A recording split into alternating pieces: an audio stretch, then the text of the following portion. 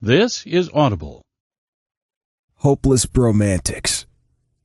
Written by Isla Olson. Narrated by Michael Dean. Chapter 1. Wade. I can't do this anymore. I'll take "What are words you never want to hear from your wife?" Literally ever for 200, please, Alex. Ding, ding, ding.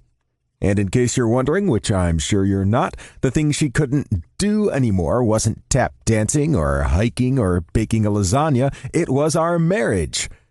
And motherhood, apparently, which brings me here. Daddy? Dad? Daddy? What's up, buddy? I ask with a quick glance in the rearview mirror to make sure my son hasn't accidentally set himself on fire or something. I need to go potty. I let out a soft sigh. Of course you do. Can you hold it for a few more minutes? Nope, I really need to go now. With a wry shake of my head, I pull up to the curb, thankful that he's at least managed to wait until we're off the interstate. I shut the car off and climb out before opening the rear door and helping Baxter out of his car seat. When his feet hit the ground, he starts glancing around, his face full of confusion. Where's the potty? There isn't one. You'll just have to go here. But, Bax, there aren't any potties around, so if you need to go, this is it. We're on a quiet stretch of road, and it's barely even dawn, so witnesses will be scarce. Really, in terms of emergency potty stops, this isn't the worst-case scenario. With a shrug, Baxter tugs his pants down and starts peeing into the grass on the side of the road. Daddy? Yeah, bud? Where does the pee-pee go when it's not in the potty? It just soaks into the ground. Is it good for the environment? Environment, I correct, and I'm not really sure. Probably not, which is why we only ever do it in emergencies. If Baxter thought for a second peeing on the ground was good for the environment, he'd never use a toilet again. Okay, Daddy, he says triumphantly. I'm all done. Great, let's get back in the car. I need to wash my hands. Mommy says I should wash my hands whenever I touch my winky. I shake my head in exasperation. Bax, if you did that, you'd spend the entire freaking day washing your hands. He glances up at me, an expression of awe crossing his little face. You said frickin'. Mommy says that's a bad word. Yeah, well, Mommy's not here right now. Come on back in the car. There are some wipes you can use for your hands. I managed to get Baxter back in his car seat with minimal complaint and tug a wet wipe out of the packet in my backpack for him to clean his hands. I've well and truly learned by now Baxter can't be trusted to handle the packet of wet wipes on his own, not unless I want an entire packet of them strewn all over my car. We get back on the road, and things are pretty quiet for the next 15 minutes or so, until I hear Baxter's little voice piping up from the back seat again. Are we there yet? I'm freaking hungry. After a few more hours of driving and a pit stop at a fast food restaurant for some breakfast and another potty stop, I finally find myself driving through the familiar Staten Island neighborhood where I grew up. A pinch of guilt hits me at the thought of how long it's been since I've been back here. I should have made more of an effort to visit, especially with Nana getting on in years. I pull the car up outside a house that has most definitely seen better days, letting the engine idle as I peer out the window, assaulted by all the memories of this place. What's that? I grin at Baxter through the rear view. That's our house. But it's fallen down. I chuckle. It hasn't fallen down. It just needs a bit of work. It took a pretty bad beating by Hurricane Sandy a little while back. It wasn't hit as bad as other homes, obviously. The fact it's still standing is testament to that, but it definitely came out of the storm worse for wear. And going vacant all these years since then hasn't helped the situation. So to say it needs work done is quite an understatement. But I know once it's finished, it'll look amazing. Even better than it did when my Nana lived here. Don't worry, we're not moving in just yet. We're going to fix it up so it'll be all nice when we start living here." "So we're going to build it? Like on dino trucks?" "Yeah, exactly." I'm probably going to regret saying that later when I have to deal with Baxter's disappointment over the fact the actual dino trucks won't be showing up to help with the rebuild. Oh well, that can be future Wade's problem. Technically, I don't actually own the house, but I've been given full permission to fix it up how I want it. After all, it'll be mine someday, according to Nana, at least. Hopefully that day is still a fair way off. My sister and I tried to convince her to sell when she moved into her retirement home a while back, but she was determined to keep it as her legacy, to pass on to us whenever she, well, passed on. And then Sandy hit, which meant selling wasn't really an option anymore. So it's just been sitting there, waiting for my sister or me to get our asses into gear and actually do something with it. "Where are we going now?" Baxter asks as I pull away from the curb. "To Aunt Amy's, remember? We're going to live with her while our house is getting fixed." I see Baxter nod from the back seat. "Does Aunt Amy have a doggy?" "Sorry, buddy, but I think she might have some brand new Legos for you to play with." "Hurry up, Daddy," he cries, his voice bursting with excitement. "Drive faster." "Patience is a virtue, bud," I say with a chuckle. My sister's house isn't too far from Nana's, so we're pulling up outside within about 5 minutes. I get out and help Baxter from his car seat, but his eagerness from a few moments ago has been swapped out for a hesitance at the sight of the unfamiliar house. I mentally chide myself for not bringing Bax here to visit. It seemed to just always be easier for Amy to come to us. My sister opens the door before we've even had a chance to ring the bell, beaming and perfectly put together as usual, even on a Saturday morning. I give her a fierce hug, and she bends down to cuddle Bax. "My God, Baxter, you've grown at least a foot since Christmas." "No, I haven't. I always had 2 feet. "That's not what she meant, buddy," I say with a wry chuckle, following Amy into the house. Baxter looks confused for a moment, but shrugs it off, demanding, "Where's the Legos?" "Baxter," I growl, shaking my head at my son's rudeness. Amy merely laughs and takes Bax by the hand, leading him into her living room. I trail along after them, my eyes widening as I catch sight of the rear part of Amy's house with its combined kitchen and living area. It's definitely changed since the last time I was here. Wow, this looks great. I didn't realize how much space there was from the pictures. Amy snaps her head back, offering me a bright smile. "I know, right? They did an amazing job with the extension. Wait till you see upstairs."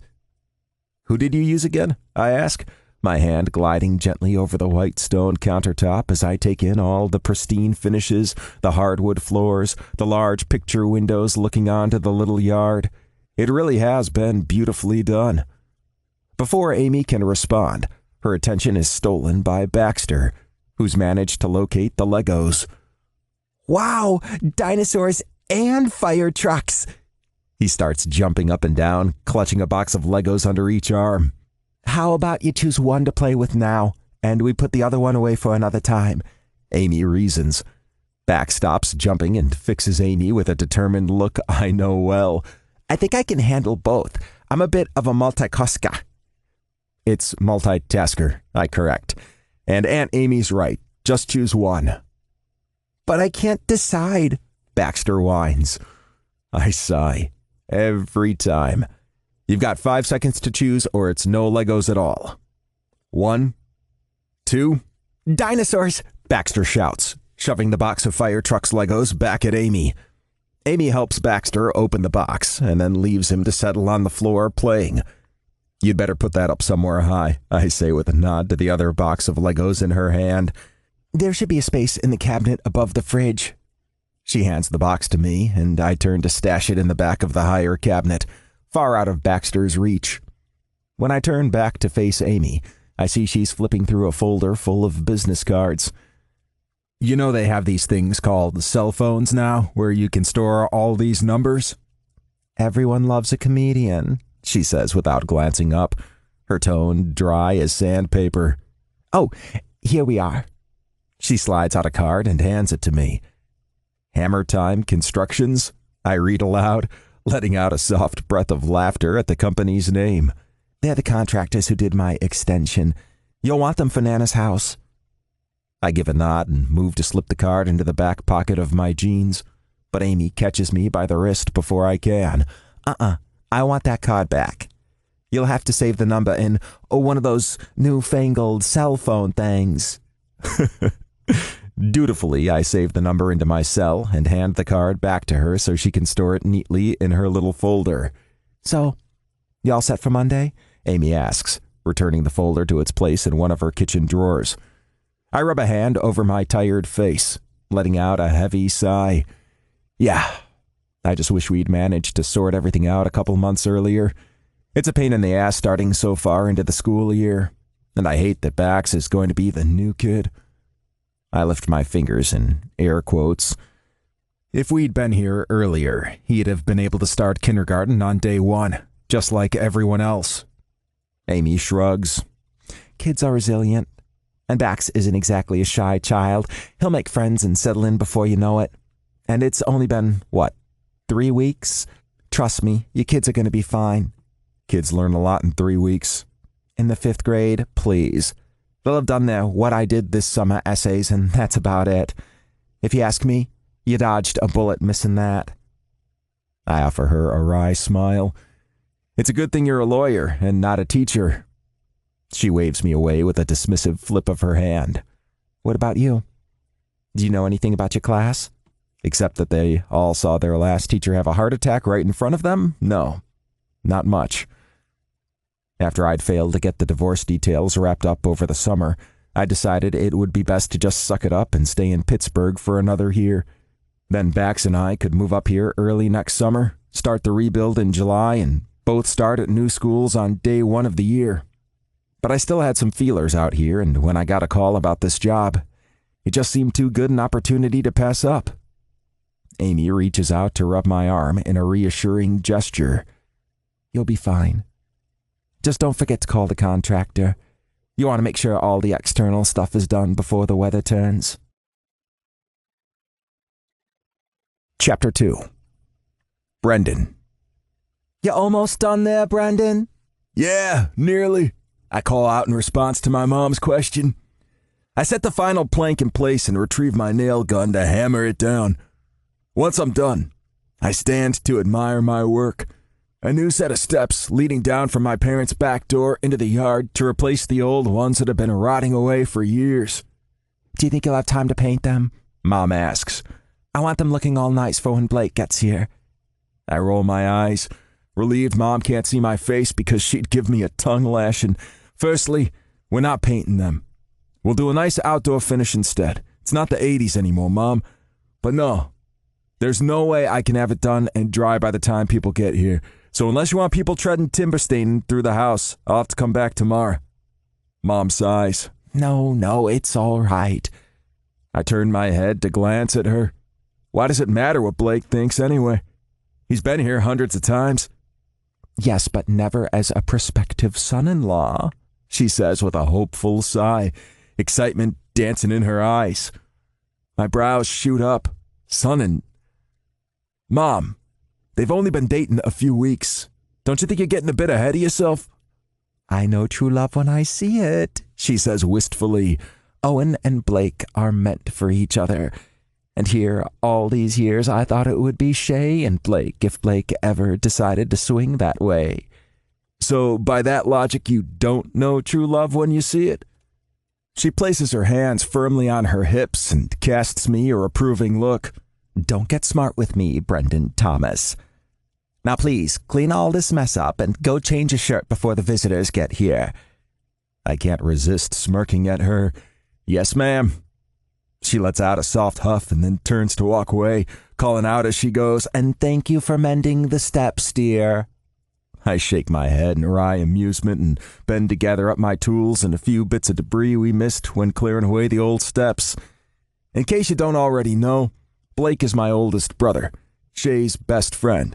And as we've recently learned, he's also my youngest brother, Owen's boyfriend. Mom has been downright giddy ever since she found out, And today, she and I are hosting a little get-together at their place on Staten Island to welcome Blake into the family. All I can say is it's a good thing Blake already knows this family. Because if he was just some random guy who'd never met us before, one afternoon with the Kelly clan would definitely be enough to send him running for the hills. I head around the side of the house toward the front where I've parked my truck. I toss my tools and the pieces of old, rotten wood in the back before opening the cab door and retrieving a clean t-shirt. It's generally a smart move to bring a clean shirt whenever I visit my parents because 9 times out of 10, my mom will put me to work fixing something or other in their house. I guess they did feed and clothe me for my entire childhood, so doing the odd job here and there is the least I can do. I go through the house on my way back to the yard, stopping by the garage first to retrieve a beer from the fridge Doc keeps well stocked. Once I'm outside, I slump into one of the lawn chairs and have just snapped the cap off my beer when Mom approaches me. "Brendan, dear, I've just realized I'm out of mayonnaise. Can you run to the store and pick some up?" I flick a horrified gaze back and forth between my mother and my freshly opened beer. But I let out a huff of frustration. Can't you just get one of the others to bring some? I have 10 siblings, 7 of whom will be coming to my parents' place today. Surely one of them can manage this little errand. "Brendan, do as your mother asks," Da says from behind the newspaper he's reading in one of the other lawn chairs. "Fine," I grumble, reluctantly getting to my feet. Da's just happy it's not him being asked to do something. "Is there anything else you need?" "Just the mayonnaise." Like the dutiful son I am, I make the 5-minute trip to the grocery store to pick up Mom's mayonnaise. I decide to get 3 jars, just in case. When I get back to my parents' place, I see my siblings have started to arrive for the barbecue. "I thought you were coming out here this morning," my brother Declan calls when he spots me getting out of my truck. He and his fiancée, Heath, are standing out the front of my parents' house with Shay. The 3 of them must have come together from the city. "Isn't that why you couldn't get the ferry with us?" "I've been here since 10, I tell him, holding up the bag containing the jars of mayonnaise. "Mom's turned me into her errand boy." "Well, at least we know who to thank for saving the potato salad," Shay says with a grin. I leave the jars on the counter for Mom and head back into the yard. Of course, my beer is long gone, no doubt claimed by one of my siblings, but it'd probably be flat by now anyway, so I guess it's just best to get a new one. As if my thoughts alone have made it appear, I see a bottle of Heineken being waved in front of me and glance up to see my brother Liam, who I co-own and run a construction company with, is the one making the offer. "Thanks," I say, gratefully snagging the offered beer and slumping into a lawn chair. "No worries." Liam settles into the chair beside me, sipping at his own beer. "But listen, I need you to do something, and I don't want you to bitch about it." I pause in the motion of bringing the bottle to my lips. Damn it, I should have known there'd be a catch. "What do you need?" "I just spoke to a new client. He's just moved here and wants us to do a rebuild. It's a Sandy job." "Okay." Rebuilding houses that had been damaged by Hurricane Sandy kept us and many other local construction companies pretty busy for a long time after the storm. It's been a while since we've done one, though. In fact, the reduction in the amount of rebuilds on Staten Island was the main reason we thought it was finally the right time to expand into Manhattan a few years ago. "I want you to take the job," Liam says. I groan in frustration. "I work in Manhattan now, remember?" "We can get a few of the other guys to handle the Manhattan jobs. This client wants to start as soon as possible, and I don't want him going anywhere else." "And you can't handle it?" I ask, taking another sip of my beer. Liam shakes his head. "I'm completely backed up until mid-November. You know we can't wait that long, Bren. If we don't start in the next couple of weeks, it'll have to wait until spring, and the client's not going to take that." "What's going on?" I jerk a little at the interruption, glancing up to find Shay sliding into the chair next to Liam. I'm about to explain, but Liam cuts me off. I ask him, very nicely, I might add, if he can hand off some of his Manhattan jobs to a couple of the other guys so he can take on a new job out here. I let out a grunt of annoyance. Sure, it sounds reasonable, the way he's explaining it, But he's leaving out the fact this is about the 5th time he's asked me to cover a Staten Island job in the last year. Why did we even bother branching out into Manhattan if you're just gonna call me back here all the time? Liam rolls his eyes. Please, you're just pissed you'll have to get up earlier than usual. No one forced you to rent an apartment way uptown. Okay, that is neither here nor there. What about the Manhattan jobs? Liam shrugs. They're all pretty simple jobs. 1 or 2 days max. The other guys can handle them, no problem. I know there's no way I'm going to win this one. Yes, we're equal partners and we're supposed to make these decisions together, but I'm not going to make us turn away a client just to prove a point. Fine. But you owe me. Noted, he says, not even bothering to hide an eye roll. No doubt bored of the conversation, Shay gets to his feet and heads off to chat with our sister Alana and her wife, while another of our sisters, Bridie, sits in Shay's vacated seat next to Liam. Told you, I have a lot of siblings. I think Melinda's looking for you, Bridie says to Liam. She can't be looking very hard. I've been sitting in the same chair pretty much since we got here. Bridie merely shrugs and takes a sip of her Chardonnay. She was just muttering something about Wyatt and blue M&Ms and carpet. Oh, fuck. Liam winces, bringing up a hand to cover his face. I have no idea what's actually happened, but I'm assuming the combination of a 4-year-old, blue food dye, and white carpet can't be good. Bridie smirks. I also heard her saying something about taking one of your power tools to your favorite area. Nah, she'd never do that. She'd only be punishing herself. Liam, I need you. I hear Melinda shout from inside the house. Sorry, honey, I'm talking to Brendan about work. He shouts back, sending me a quelling look that has me rolling my eyes. When do you want me to meet this guy? I ask. About the rebuild. Actually, I said you'd be able to go over there this afternoon. He checks the time on his phone before glancing back at me. In about 45 minutes. You've got to be kidding me, I mutter, slumping back in my chair and draining the rest of what will now be my only drink for the day. Sorry, Bren, he says with a half shrug. He's really keen to get things moving. Yeah.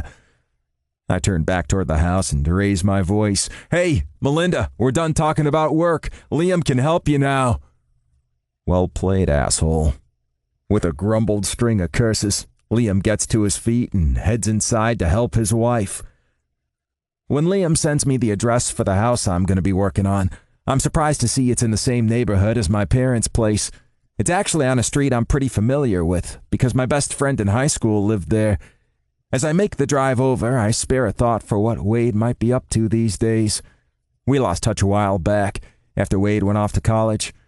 There was no dramatic falling out or anything, just lives going in different directions. Same old story. A few years ago, Liam and I were working on Wade's sister's place, and she told me he'd gotten married, so that's nice. I pull up at the address and know straight away I'm in the right place based off the state of the house. It's not the worst I've ever seen, but we'll need to move quickly to get it structurally sound and the exterior up to code before we hit winter. There's a lone figure hovering in the drive, and when I catch sight of his face, for the second time today, I have the feeling of my thoughts conjuring something real. His face has a few more lines, and his body a little more patterned than I remember, but I'd recognize that smile anywhere. Fucking hell. Wade Anderson? Chapter 3. Wade. This morning, when I called the number for the construction company Amy recommended, I was both shocked and elated to find out I was speaking with Liam Kelly, the brother of my high school best friend. Losing touch with Brendan is something I always regretted, but it seemed every time I thought about reaching out over the years, something would crop up and get in the way. Now that I was back in New York for good, and with Liam's company working on my rebuild, it seemed like the perfect opportunity to reconnect with my old friend.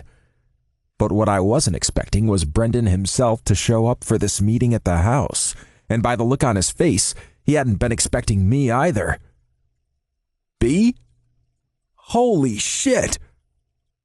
I offer him a broad grin, unable to contain my elated surprise as I recognized the figure climbing down from his truck.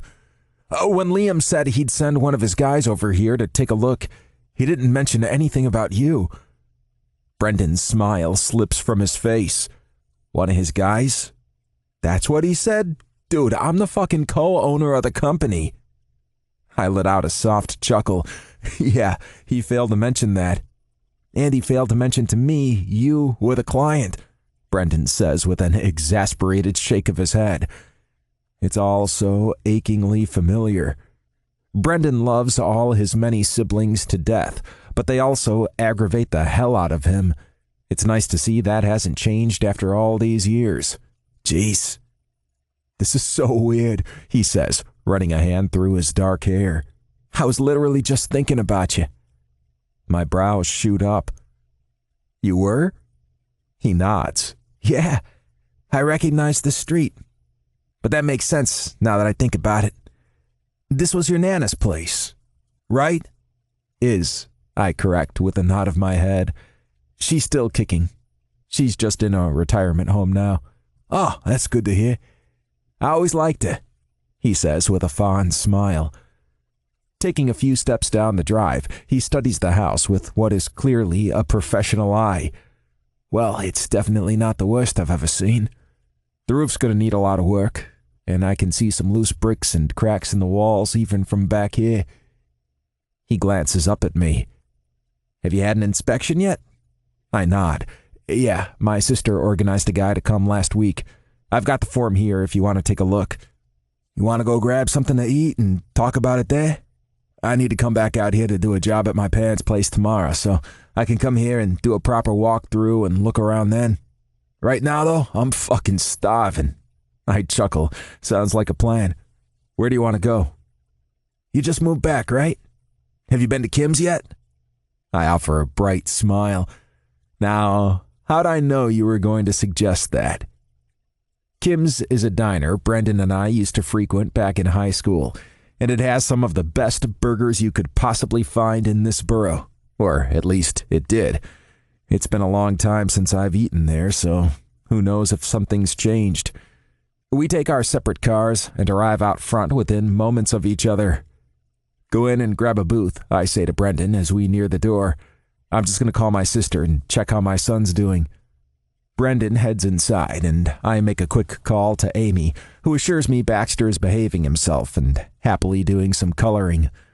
Satisfied, I end the call and head into the diner, quickly locating Brendan, who's seated in one of the booths. I swear this place hasn't changed one bit in 14 years. Wow. So you have a kid? He asks as I approach the table. Can't you tell? I say with a wry smirk, motioning over my physique, which has definitely changed since the last time I saw Brendan. Let's just say there's a reason they call them dad bods. It's like the second you have a kid, any free time you used to have for hitting the gym is just gone.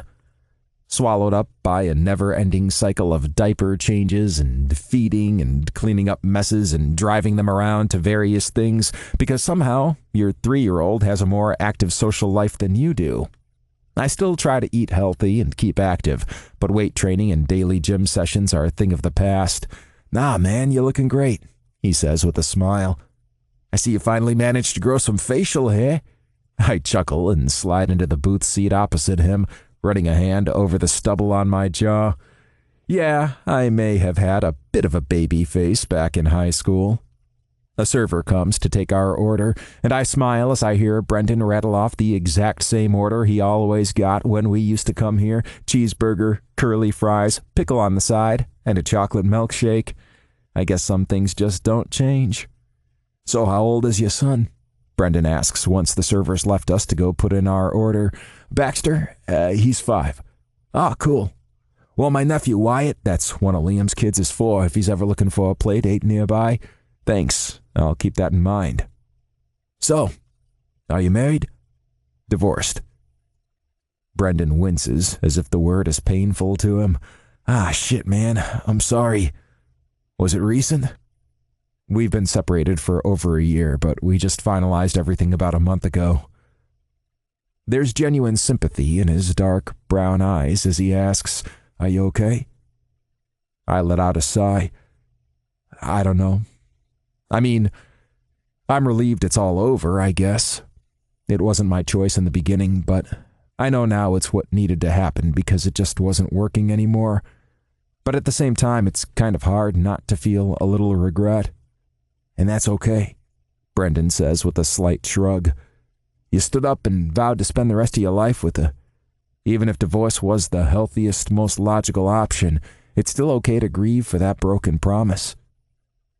I offer a soft smile. "I don't remember you being this wise back in school." He offers a bright grin. "Wisdom grows with age, Andy." A burst of warmth hits me at the sound of the old nickname, and for a moment I'm taken right back to high school and to those days we spent practically glued to each other's sides. Our food arrives, and we each take a few moments to dig in before getting back to the conversation. "Liam said you just moved back here?" Brendan asks. "Yeah, I've been in Pittsburgh for the past 10 years. I guess that's something else to be grateful for. Lisa didn't fight me on custody, which made moving back here a much simpler decision." Brendan's brows arch up in curiosity. "Wow, so you have full custody?" I nod. "Yeah, pretty much. We've arranged it so Bax spends the first weekend of every month with his mom. Now that we're living here, we're going to alternate between her visiting New York and us going to Pittsburgh. It's not ideal, but we'll make it work." Brendan and I sit at the diner talking for literally hours, and it's not until we're finally leaving that I realize we didn't even get into anything regarding the house, also known as the reason we were supposed to be meeting in the first place. I can hardly complain, though. Sitting there talking to Brendan, hearing all the updates on his crazy giant family and sharing bits and pieces of my life with him. It's the most fun I've had in a really fucking long time. A few days after our arrival, I take Baxter to visit Nana in her retirement home. He's spoken to her on the phone and over Skype before, but they've never actually met face to face. And I once again chide myself for not making the effort to bring Baxter to New York before now. "Are you going to die?" is the first thing Bax asks when we get to Nana's room. "Baxter!" He turns to me, his face an expression of complete innocence. "My friend Jesse's Nana died, he told me." "Well, I'm not about to croak just yet, my little man," Nana assures him kindly, "although I am sorry to hear about your friend." I step forward and wrap my arms around my grandmother. She's definitely become a bit frailer since the last time I saw her about 3 years ago, but she's still pretty spry for her 80 years. "Baxter, come give Nana a hug." Dutifully, he steps forward and briefly links his arms around her waist before turning back to me. "Can I play with my dinosaurs now?" I give a wry shake of my head. "Yeah, buddy, go ahead." I hand him a couple of dinosaur figurines I'd stashed in the pockets of my hoodie, and he eagerly plops down on the carpet to play. Nana sits in her armchair, and I pull up a seat next to her. She takes hold of my hands and fixes me with a bright smile. "So, tell me about the house." I tell her about the plans I've made with Brendan so far. I couldn't actually meet up with him on Sunday because Amy wasn't free to watch Bax, but he had me on the phone while he walked through the site and assessed the damage, comparing everything to the inspection that was done last week. The main issues are the roof, which has basically been ripped apart in some places, and the foundations, which have rotted away thanks to all the flood damage. The exterior walls are still standing, mainly thanks to the fact they're made out of brick, but Brendan assures me they'll all need to be refortified to get it up to code. But the good news is we should be able to get the major external stuff done relatively quickly, so Brendan and his crew will be working on the inside once we get to winter. "Oh, it's going to look so beautiful when it's all finished," Nana says, an excited gleam in her eyes. "You'll be the first one to see it, I promise her." Chapter 4. Brendan. "So, I'm going to be 32 in a couple of days. 32. And still single. I know it's not that old, but still, I always thought I'd be settled down with a family by now. It just seems no matter how hard I try searching for the right girl, I keep getting wrong girl after wrong girl thrown in my path. But maybe this'll be the year. 32 could be the year when it all turns around. Of course, that's what I tell myself every year. As I'm getting back to my apartment after a long day of work, we officially started Wade's rebuild today, and work consisted of a lot of clearing away debris and knocking shit down with a sledgehammer. I feel my phone vibrating in my pocket and pull it out to see a call from my baby sister. Hey, Katie. Hey, do you mind if I bring Jamie to your birthday thing? My brow furrows in confusion. Who's Jamie? Blake's son. Remember? You met him on Saturday? Oh, right. I ran into Kate, Owen, Blake, and Blake's newfound son, Jamie, who happens to be the same age as Owen and Kate, in case you're keeping track, as I was leaving Mom and Daz on Saturday. The only things I remember about Jamie is he's British, has red hair, and looks next to nothing like Blake. Wait, isn't he the one who got Shay high? I ask, remembering the story Liam woke me up on Sunday morning to tell me, barely able to get it out through his intermittent fits of laughter. And isn't he gay? Yes, he's gay. I'm not asking him as my date, just as a friend, Kate clarifies. And it wasn't his fault Shay got high. I thought they were Jamie's cookies. Technically, they were Sonny's cookies, Kate explains, referencing Blake's mother, who'd be politely described as a free spirit. Okay, whatever, it's fine if he comes on Friday. Just because I'm not particularly thrilled about getting older and still being single doesn't mean I can't still celebrate my birthday like a boss. My birthday karaoke has become a tradition, and I'm not about to let it die off anytime soon. Who knows? Maybe the love of my life will be there. Wade. I probably shouldn't be, but I'm surprised when Brendan invites me to his birthday celebrations on Friday night. Over the past week, it's felt as though the last 14 years have just completely evaporated. That's how easy it's been to slip back into our friendship. But at the same time, it has been 14 years, and we only just reconnected a few days ago. Fortunately, I have an amazing sister, and she's more than happy to watch Baxter for the night while I venture into the city for Brendan's birthday. Are you sure this is okay? I ask Amy as I'm heading out the door. I can stay if it's not. Don't even think about it. You're going, she says sternly, practically pushing me out the door. But go, Wade. Come on, when was the last time you did something for yourself? You deserve a night out. Besides, Baxter's already asleep. He won't even notice you're gone. I nod, letting out a soft sigh. Okay, thanks. You've got my cell if you need me, and I won't be home too late. You'd better not be home before midnight, Amy warns. And if you want to crash in the city, that's totally fine. I'm about to respond to that, but I'm cut off by the sight of my lift arriving to take me to the ferry. The bar Brendan texted me about is in the village, so I decide to just hoof it from the ferry. It's a nice, brisk night, and it's been seriously forever since I've been to Manhattan, so I'm glad for the opportunity to just soak it all in. I realize as soon as I step inside that it's a karaoke bar. The sound of an off-key interpretation of Piano Man gives it away pretty quickly, and as the night progresses and I get to chat with some of Brendan's friends and family, I learn he's been coming to this place for his birthday every year since he turned 21. 11 years. It's one of those things that serves to remind me how much I've missed since we fell out of touch.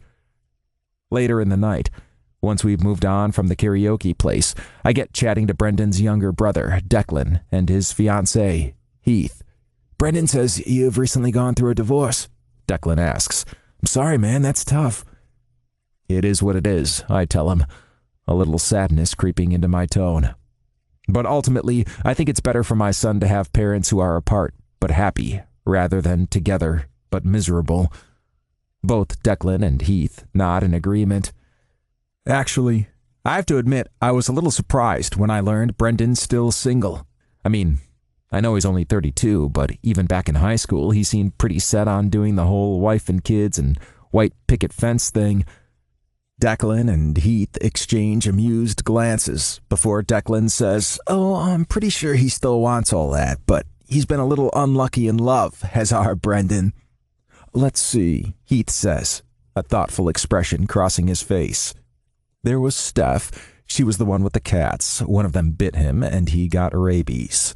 "I never got rabies, you dillhole," I hear Brendan say from behind me. Clearly, he's heard the last part of the conversation. "It was a mild form of dermatitis from a scratch, not a bite." "Close enough," Heath says with a shrug.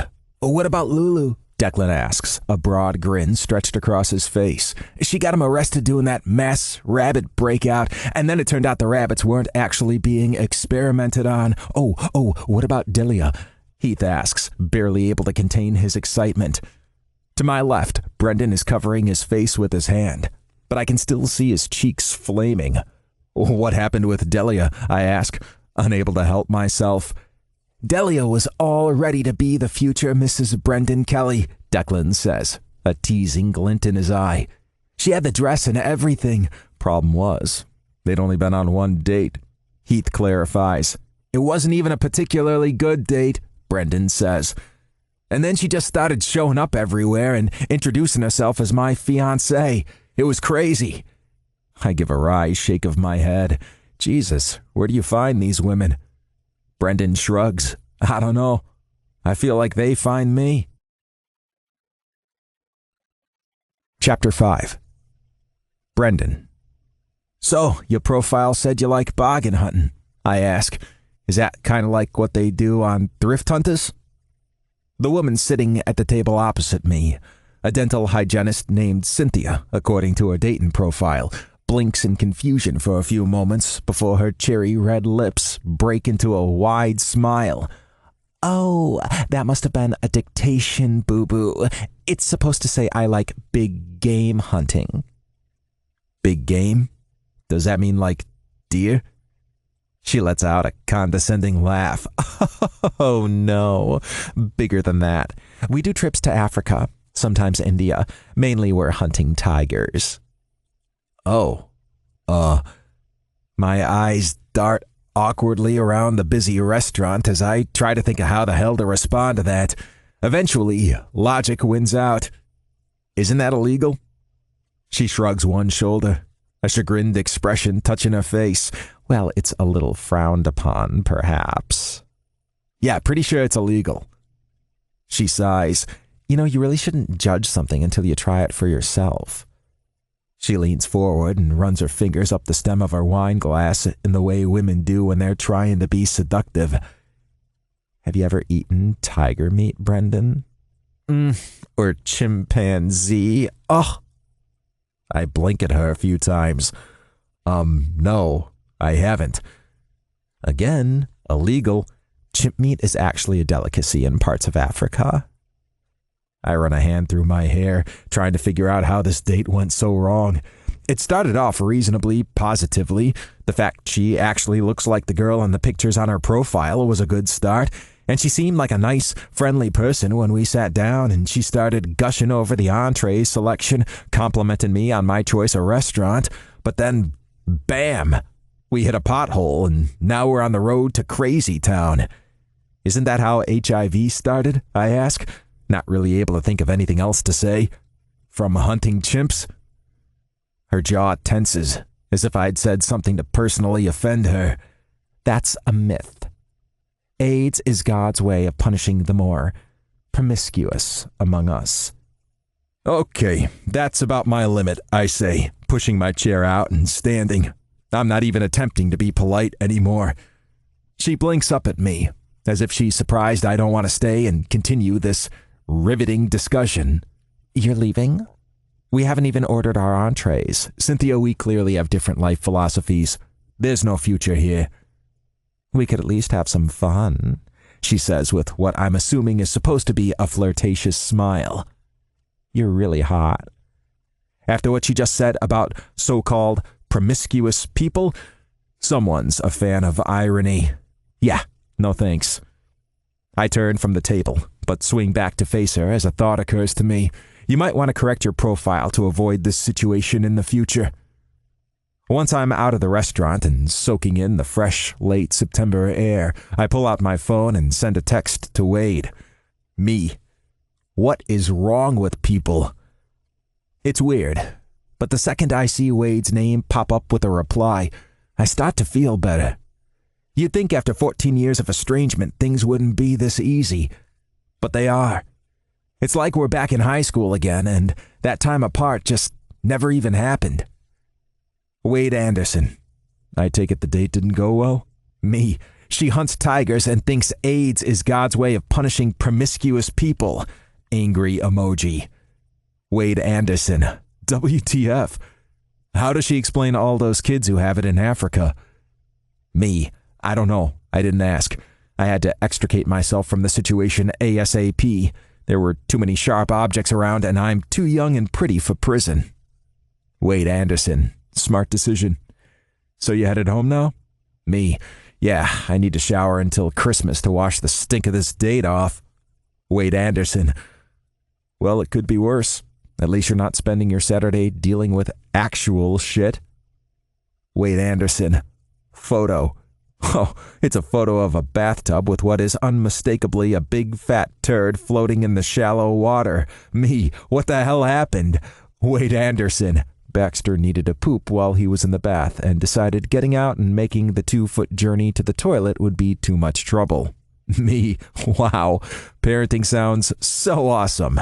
Gritted teeth emoji. Hey, you know what I've been thinking about? I ask Wade as we're walking back to my truck, our arms full of shit from the hardware store. How much has happened in the past 14 years, and I have no idea where you stand on all of it. I mean, did you see the new Star Wars movies?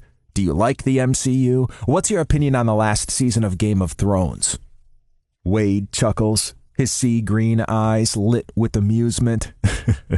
Yes, I've seen the new Star Wars, and I don't care what anyone else says, I fucking loved Episode 9. And of course, I love the MCU. Endgame is freaking epic.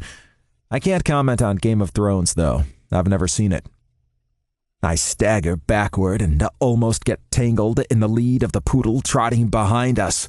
Sorry, I quickly say to the dog's harried owner before catching up with Wade. How have you not seen Game of Thrones? Not even one episode? Wade shakes his head, a few strands of his shaggy blonde hair falling in his eyes. Nope. I missed the first few seasons, and then it became one of those things where I was like, oh, I'll binge and catch up at some point. But then I had a kid, and there's not really time for binge-watching anything except Paw Patrol and Sesame Street. And then people started to say it had gotten shit anyway, so I was like, why bother? Okay, we really have to remedy this. I'm making it my new mission to get you to watch Game of Thrones. Yes, the last season was a little disappointing, but you just can't go through life not having seen it, I say, my voice full of passion. You just can't. Wade chuckles as he loads his paper bags into the bed of my truck. Okay, if you feel that strongly about it, I do. I really do. I set the bags I'd been carrying next to Wade's and round the truck to unlock the doors. Trust me, you're gonna love it, I assure him as I start to pull out of the parking space. It's basically just dragons, sex, and people killing each other. Chapter 6. Wade. What the fuck? I exclaim, staring gobsmacked at the TV. Aren't they brother and sister? Oh, dude, if that shocks you, I'm not sure you're gonna survive the whole 8 seasons. What are you... Oh my fucking God! I throw my hands over my mouth, my eyes wide from the shock of seeing the sister fucker just push that little kid off the building. Are you kidding me? I ask Brendan incredulously. Did that actually just happen? He chuckles. I'm gonna repeat my earlier statement. If you're shocked by that, you're not gonna survive the 8 seasons. You need to develop a thicker skin, man. I wet my hands over my face. I've been watching too much Paw Patrol. Nothing like that would ever happen in Adventure Bay. Brendan frowns skeptically. I don't know. That town does have a lot of emergencies for such a small population. I wouldn't consider it safe. You may have a point, I concede. You ready for another episode? I check the time on my phone and see it's already close to 10 p.m. Don't you have to be up at like 4:30 or something crazy like that tomorrow? Brendan merely shrugs. Watching your reactions to this show is well worth missing a little sleep. Why does Daddy call you B? Baxter asks Brendan over dinner on Thursday night. It's become a bit of a custom for Brendan to eat here if he's working on Staten Island. With Amy generally working later hours, she prefers to eat later. And as much as I love my son, having a 5-year-old as my only dinner companion can be taxing. So I definitely enjoy the nights Brendan's able to eat with us, and Bax is really warming up to him as well. Is it because you're really a bee, like Ant-Man's friend? Brendan's face splits into a wide grin. No, I'm not really a bee. It's because his name is Brendan, which starts with a B, I tell Baxter. Same as your name. What's your letter, Daddy? Baxter asks me, sliding around on his chair so he's facing me. My letter's W, like water. Now, eat your carrots. Because your other name is Wade? Baxter says confidently, spearing a couple of carrots with his fork, but not actually eating them. That's right. BB, did you know bees are good for the environment because they make plants grow? Baxter asks. Environment, I correct absently as I exchange a look with Brendan. BB? Wow, Brendan says, putting on a show of awe. I didn't know that. When I see my bee friends, I'll have to say thanks. You said you weren't a real bee, Baxter says. His eyes narrowed at Brendan. Well, he's got you there, man, I say, unable to hold back my chuckle. On Saturday morning, I take Baxter into the city and drop him off with Lisa at her hotel for their weekend together. Or, more accurately, their night together, seeing as how Lisa just flew here this morning and will be flying home again tomorrow night. It'll be the same for me when I take Baxter to Pittsburgh next month, though, so I guess I can't complain. We just do what we have to. Mommy! Baxter cries the second he sees Lisa waiting for us in the hotel lobby. He runs across the room and wraps his arms around her waist in a fierce hug. She pats his hair and smiles at him with what is clear affection, but it's not the kind of expression you'd expect from a mother who's been away from her child for weeks. I never realized, or perhaps I just didn't want to see, how much Lisa had been struggling with motherhood. It wasn't really until we came here, far away from the situation, that I started to see things a bit more clearly. But even now, I have to admit, I still struggle not to be disappointed with her. Baxter is just the most amazing kid. Yes, even when he's shitting in the tub. And it's frustrating that Lisa doesn't get that. But oh well. The situation's not going to change, so the best we can do is make the most of it. Lisa probably won't ever be a real parent to Baxter again.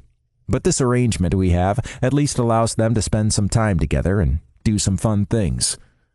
So, what have you guys got planned for the weekend? I ask after Lisa and I have exchanged greetings. Well, I was thinking maybe the zoo, she suggests. Would you like to go see the penguins, Bax? His face lights up at that. Yeah! And there's a new Disney movie out. Have you seen that yet? Baxter shakes his head firmly, and Lisa smiles. Okay, we might go see that. Sounds like you guys are going to have fun, I say, smiling at the luminous expression on my son's face. I hand Baxter's overnight bag to Lisa and crouch down to wrap my arms tightly around him. Be good for Mommy, okay? I will, Daddy, I promise. I press a kiss to his golden curls and get to my feet. Okay, buddy, I'll see you tomorrow. To Lisa, I add, if you need anything, just, I know, I've got your number. She cuts me off, not unkindly. With a last pat of Baxter's head, I turn and make my way out of the hotel. Once I'm a couple blocks away, I retrieve my cell from my pocket and send a text to Brendan.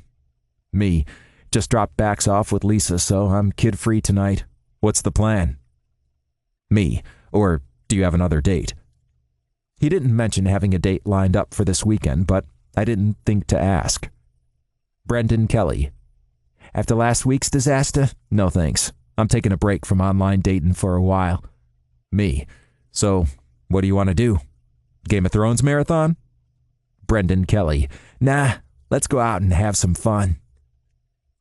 Come on, man, you're kid-free this weekend. You need to enjoy it, Brendan urges once we're inside the trendy bar he's selected and have drinks in our hands.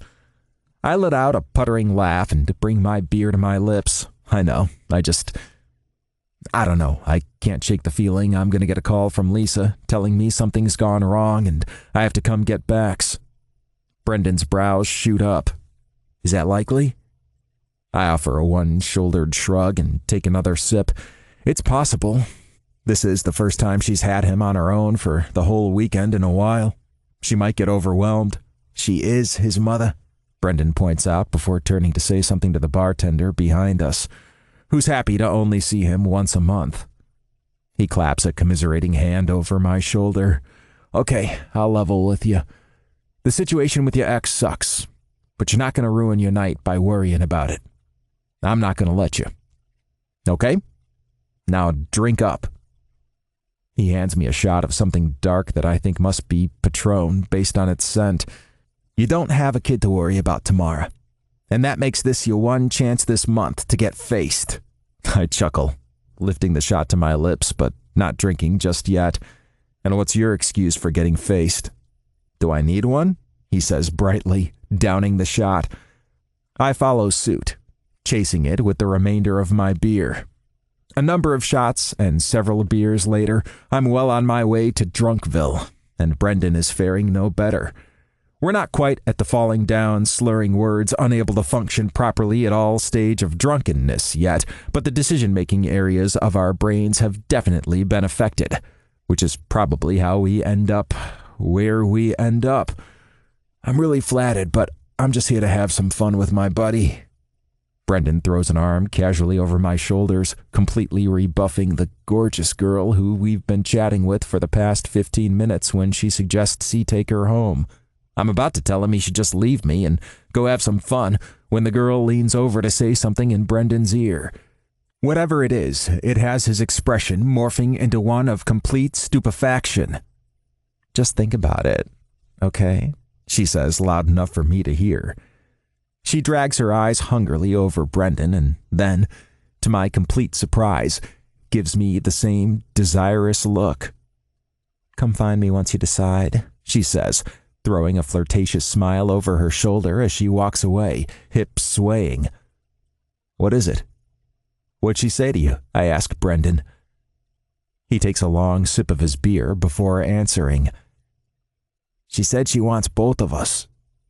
What, like she can't decide? That doesn't make any sense. She was all over Brendan only a few moments ago. He shakes his head. No, like she wants both of us. At once. At once, I ask, not really comprehending what I'm hearing. He nods slowly.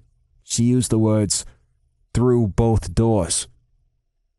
Well, this night just took a turn into the unexpected. Chapter 7. Brendan. So, I had a threesome last night. An actual threesome. Not like the one I sorta had back in high school, where Wade and I just kinda took it in turns getting to second base with Elena Lang.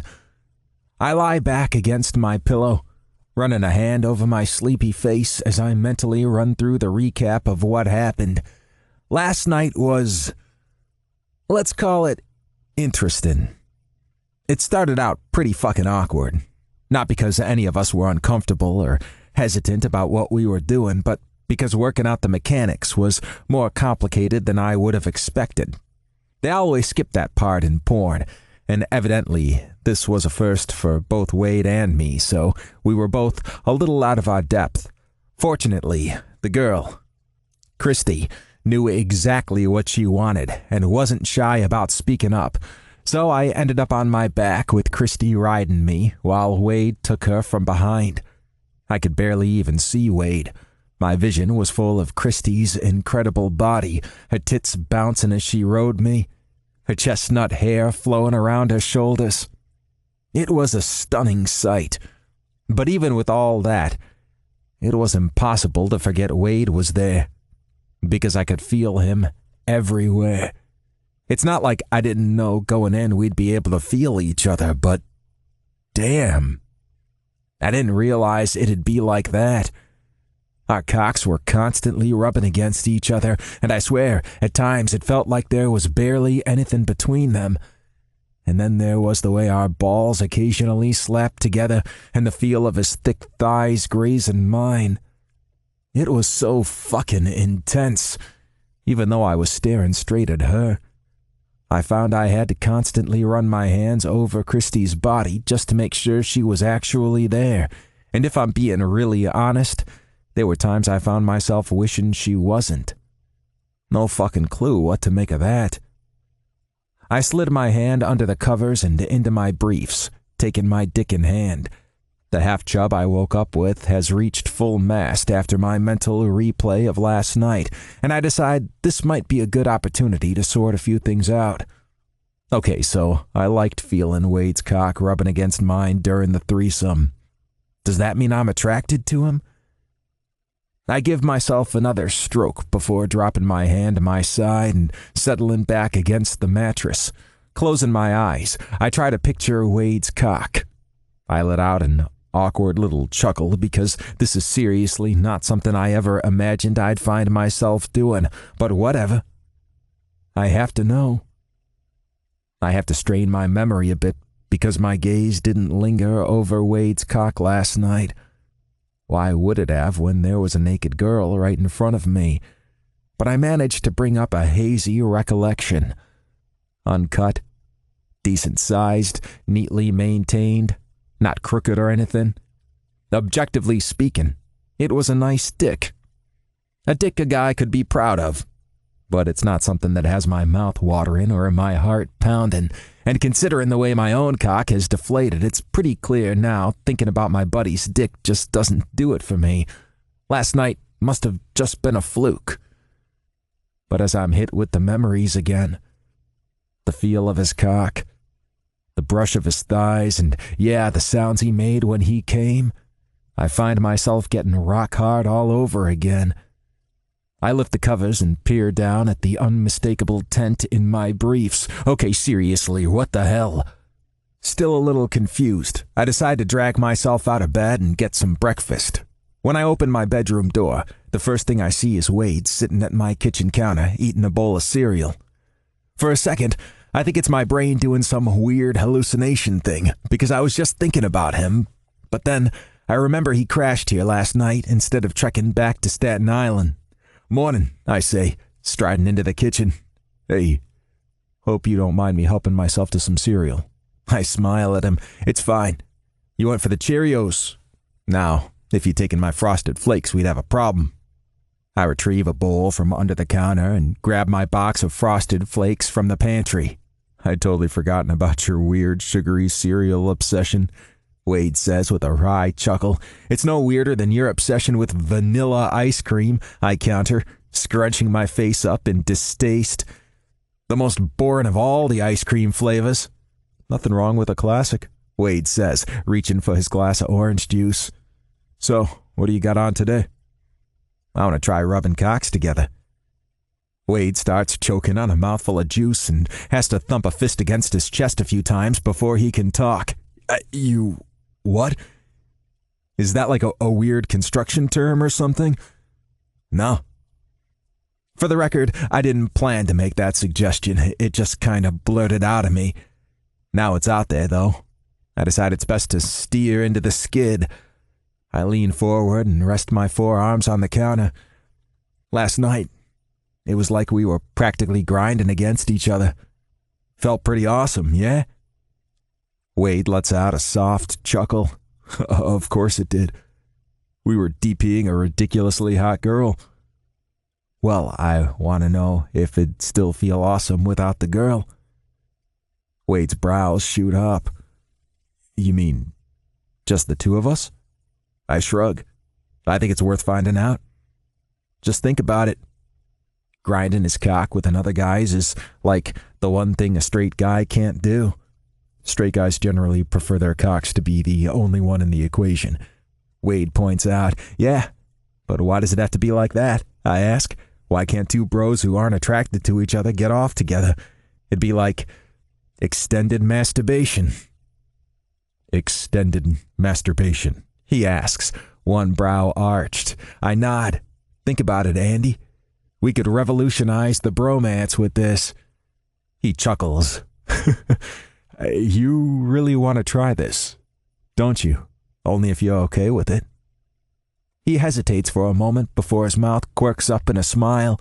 It did feel pretty awesome. Okay then, I say, letting out a slow breath. I've got to admit, now this is actually happening, I'm a little nervous. I mean, this is crazy, right? I'm too curious to go back now, though. I round the counter so I'm standing right before him. Do you mind if I grab your dick? Wade's mouth falls open in surprise. You want to do it now? What? You want me to buy you dinner first? I say with a smirk. We're just testing a theory here. It might not even work. I mean, it's not like we're attracted to each other. We might not even be able to get hard. He lets out a soft laugh. Okay, fine. But if we're going to do this, we're going to do it properly. Make sure there's absolutely no question over whether it works or not. And with that, he slides off his stool and unzips his jeans, tugging them down and freeing his flaccid cock. He nods to me. Okay, your turn now. I follow suit, pulling down the front of my pajama pants. I let out a heavy breath. Count of 3? He nods. 1, 2. Wait, do we go on 3 or after 3? I roll my eyes. Let's just do this. I spit into my palm before reaching out to close my hand around Wade's dick. He lets out a soft hiss before doing the same for me.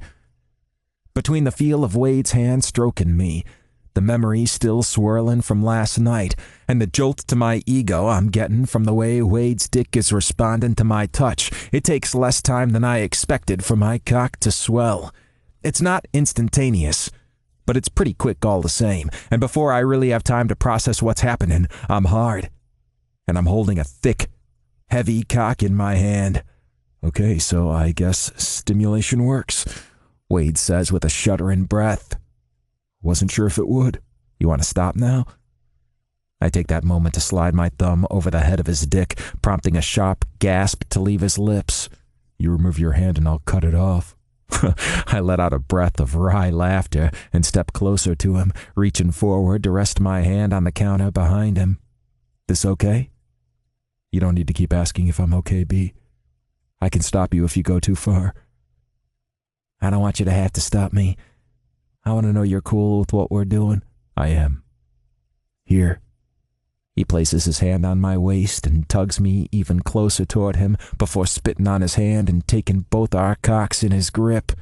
I slam my now free hand down on the counter on Wade's other side, my eyes just about rolling back in my head as I fuck into the tight grip of his fist, our leaking cocks sliding against one another. Whatever hesitation Wade might have felt earlier has completely disappeared as he vocalizes his pleasure. Fuck yes. So good. That's it, B. Fuck my hand. God, your cock feels so fucking good. In a completely unexpected move, he reaches down with his free hand and starts teasing my balls through the fabric of my briefs, making me damn near lose my mind. Jesus fuck. The sensation of our bare cocks rubbing together, held tight in Wade's hand, is even better than I could have possibly imagined. Better by far than last night when there was that barrier between us. Fuck, this is awesome, I gasp out. So unfair, straight guys don't get to do this. Guess we're taking one back for the team, Wade grunts. My chuckle turns into a groan as he swipes his thumb over the head of my dick. Jesus, fuck, I'm gonna come. Do it, B, come in my hand. Jesus, those are words I'd normally find myself saying with my fingers inside a girl. So you'd think hearing them directed at me would be cause for a freak out, but it doesn't freak me out at all. It fucking turns me on. That eager tone in Wade's voice, the fact he wants me to get off. It's kind of a rush. I grip tighter to the counter, increasing my pace as I fuck into Wade's hand. Even though I knew it was coming, I still feel a little caught off guard when my orgasm rips through me, far more intense than I'd been anticipating. Holy shit! I managed to get out through heavy breaths after I've come all over Wade's hand. That was... Jesus. Wade lets go of my sensitive, spent cock, but I notice he's still gripping his own and is frantically stroking it, obviously chasing his own orgasm. Can I do it? I ask him. I want to get you off. Yeah, sure, he says a little breathlessly. Almost there anyway. I replace his hand with mine and start to jerk him with the same firm grip I'd use for my own cock. He wasn't kidding about being close. It only takes a few moments before he's grunting out a warning and then shooting all over my hand. So, I say a little awkwardly after we've both cleaned our hands and have our pants back up. Wade nods. So, I let out a wry chuckle, offering Wade a smile. Well, I guess the extended masturbation theory works. I think we're going to have some fun with this. Chapter 8. Wade.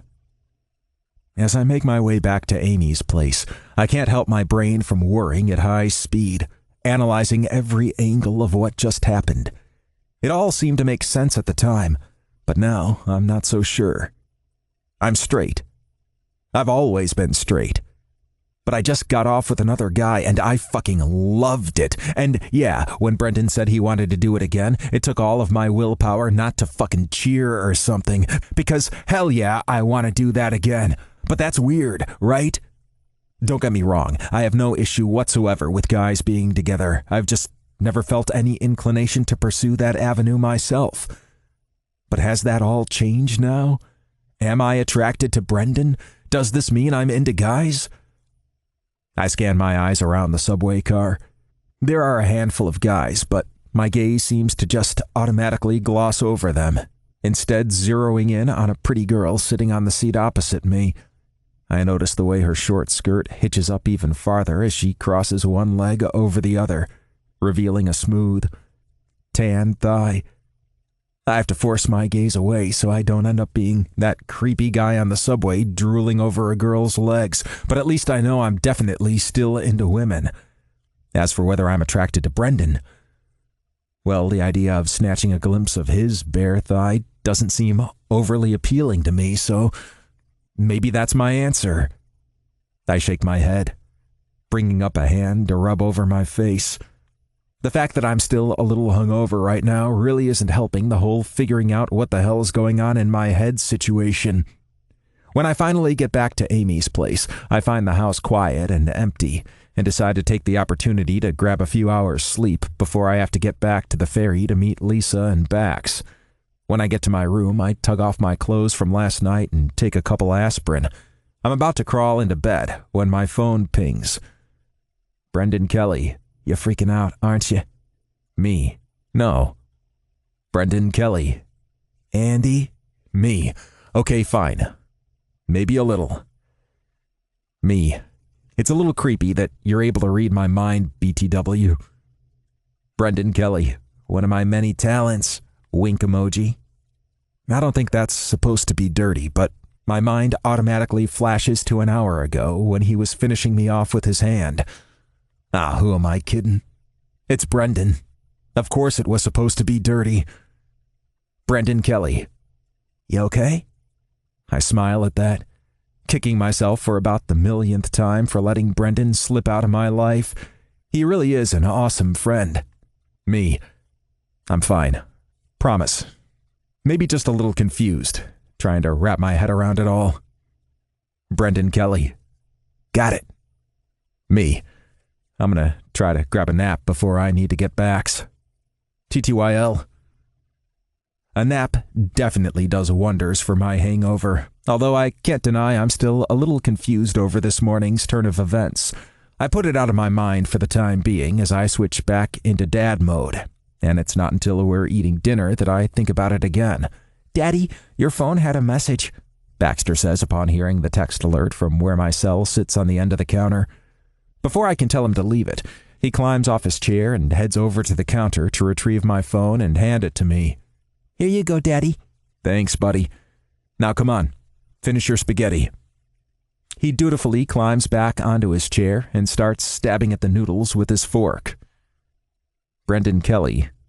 Photo. I almost drop my phone when I see the picture pop up on the now unlocked screen. Thank fucking God my phone doesn't show text previews. Me, what the hell? What is this? Brendan Kelly.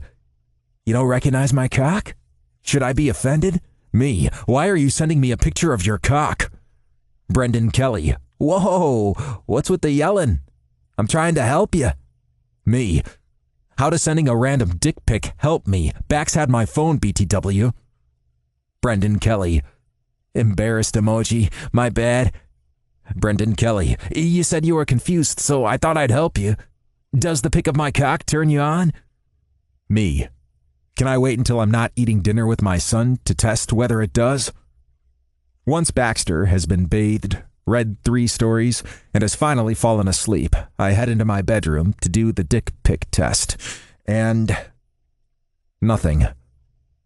I'm not sure what I was expecting, but I have to admit, I'm a little surprised to not even get a blip of some sort for the dick I was holding in my hand earlier today. Clearly, this is all about physical stimulation, not attraction, which is totally fine by me if that's what Brendan's up for. Me. Nada. Me. You were right, we're definitely not attracted to each other. Brendan Kelly. I'm always right, Andy. Stick with me and you can't go wrong. Wink emoji. Brendan Kelly. So is this year freak out over? Are we free to continue revolutionizing the bromance? Me. Viva la revolution. So, I've kind of become addicted to rubbing cocks with my best friend. And yeah, I know it had me questioning a few things at first, but that's completely past now. Brendan and I are just 2 straight guys who like to get off together, and as far as I'm concerned, there's nothing wrong with that. There is one tiny problem, though. The matter of proximity. For the past 4 days, we've made it work by meeting up at Amy's place during our lunch breaks, but Brendan's got a job in the city today, which makes our usual rendezvous impossible, and somehow I've morphed into a junkie jonesing for a fix. Me. Okay, things are getting bad, man. You've conditioned me to expect orgasms at lunchtime, and now I'm hard from staring at a bean burrito. I glance furtively around the staff break room. It's not crazy busy like it sometimes is, but there's definitely enough people that someone would likely notice if I were to walk out with a tent in the front of my pants. Me. If I stand up right now, there's a very good chance I'll lose my job and never be able to work with kids again. Brendan Kelly. Should I be jealous you can get it up for a burrito but not for a picture of my dick? Brendan Kelly. Or maybe concerned? Me. It's not the burrito. It's what the burrito represents. Brendan Kelly. I didn't realize burritos had deeper meanings. Me. It represents lunchtime. And lunchtime means orgasms. Brendan Kelly. I see. Thinking emoji. Brendan Kelly. Does this help? Brendan Kelly. Photo. Me. Dude, you have to stop sending me pics of your dick without a warning. Me. And no, it doesn't. I equate your dick with orgasms too now. It's like Pavlov's dog. Brendan Kelly. Okay, this is harder than I thought. Me. That's what she said. Laugh emoji. Brendan Kelly. Oh, what about this? Brendan Kelly. Photo. Me. WTF. Dude, is that your ass? Brendan Kelly. Yes. Me. Why would you send me that? Brendan Kelly. I thought it might help take care of your burrito problem. Did it? Me. Yeah. Brendan Kelly. I should probably be offended that you find a bean burrito more attractive than my ass, but whatever. Happy to help. Me. I told you it's not the burrito, it's what the burrito represents. Brendan Kelly. Whatever you say, Andy. Wink emoji. Me. Middle finger emoji. Me. Dude, do you wax your ass? Why is it all smooth? Brendan Kelly. Is taking care of your body a crime now? Chapter 9. Brendan. Let me get this straight. You've been frauding with Wade? I nod. It's called extended masturbation. We're revolutionizing the bromance. Declan throws his head back in exasperation. Unbelievable. The one thing that's ours, and you straight guys are trying to take it. I snatch the ball from his hand and start walking backward toward the court, calling, "We're here. We like rubbing cocks together. Get used to it." Young man, this rec center is a family place. Ignoring Declan's laughter, I turn slowly around to find a teeny but ferocious-looking woman glaring at me, hands on her hips. She looks to be about 10 years older than my mom, and right now she's doing a pretty damn good impression of Eileen Kelly, let me tell you. I apologize, ma'am. I'll watch my language. You do that. Shut up, dillhole. I snap at Declan as he catches up to me, still chuckling. Okay, I'm just going to ask the question that needs to be asked right now, he says, the laughter morphing into a concerned frown. Are you sure this isn't more than extended masturbation, or whatever you want to call it? He lifts his hands in air quotes to emphasize the words. Are you sure you're not maybe questioning? Because it's totally fine if you are. I shrug. I know it would be, but I'm not. And neither is Wade. I don't get hard just thinking about his... I glance around to see the scary lady is still watching me like a hawk. Ick day. It's only the physical act that gives me the reaction. Stimulation, I guess. Declan nods. I see. I mean, objectively speaking, it's a nice ick day. Not weird looking or anything. And he keeps things pretty neat, you know? But there's nothing going on in my crotchal area when I think about it. Okay, yeah, I get it, Declan says. Also, I think we need to have another little chat about oversharing. Seriously? I have to watch you and Heath engage in regular and increasingly more R-rated PDAs, but one mention of Wade's manscaping has you clutching your pearls? Touché. I bounce the ball a few times and glance back at Dak. So are we still waiting for anyone, or is it just going to be us? No, I think it's just us. Heath's working, Blake and Owen are at the farmer's market or something, and Shay's pretty busy getting Jake settled in. I nod and dribble the ball a few more times. How's that going? Have you heard? Shay surprised us all a few days ago with the news that he'd taken over legal guardianship of our 16-year-old cousin, Jake. It seems Jake got himself into a bit of trouble back home in Baltimore, and Shay thought a change of scene would help him get things back on track. It all seems very Jess from Gilmore Girls, if you ask me, except that Jake doesn't have a Mount Rushmore-sized chip on his shoulder. I think it's going okay. He started his new school yesterday, and he's joined Shay's rugby team, so Shay's pretty happy about that. I can imagine, I say dryly. Rugby is our family sport. We watch it. We play it. We can recite random historical facts about it. The obsession runs so deep, in fact, that I was briefly ostracized from the dinner table when I decided to join our high school's football team. Because according to my family, gridiron is to rugby union what Protestantism is to Catholicism. I don't know of any bloody wars being fought between the two football codes, so I find that comparison a little lacking, but there you have it. Side note. Joining the football team was the best decision I ever made because it's how I became friends with Wade.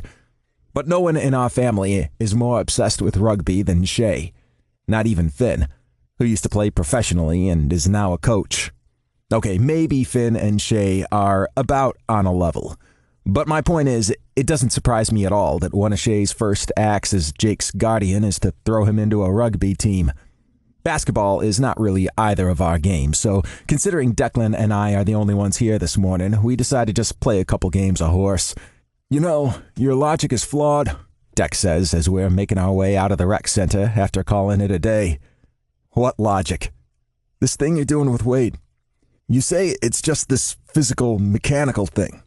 That your cocks are only responding to the stimulation the other provides, but you're still having these supposedly epic orgasms. Yeah? So? I'm sorry to tell you, but it can't just be that, Bren. If all it took was physical stimulation to have a mind-blowing orgasm with someone you're not remotely attracted to, then I'd be able to have epic sex with a woman. And we both know that would never happen, even if I wasn't already with the love of my life. I don't point out that he's never tried it with a girl, so he couldn't know for sure, because that's a total dick thing to say. He might have something of a point, though.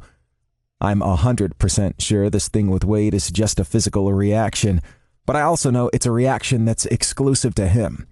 There's no way I'd experience this same phenomenon with any other guy, and there's no way I'd even want to try.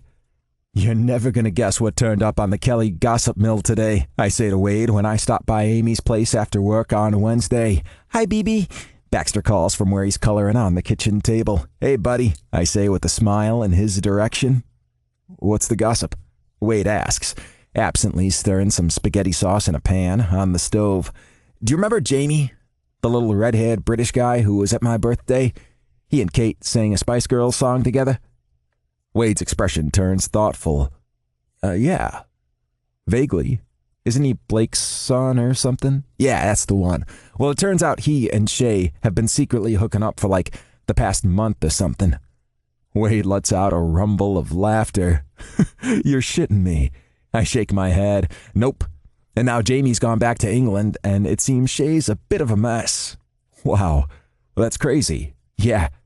We're all supposed to be going over to his place tonight to talk some sense into him. So I guess that means you're not staying for dinner? Or anything else?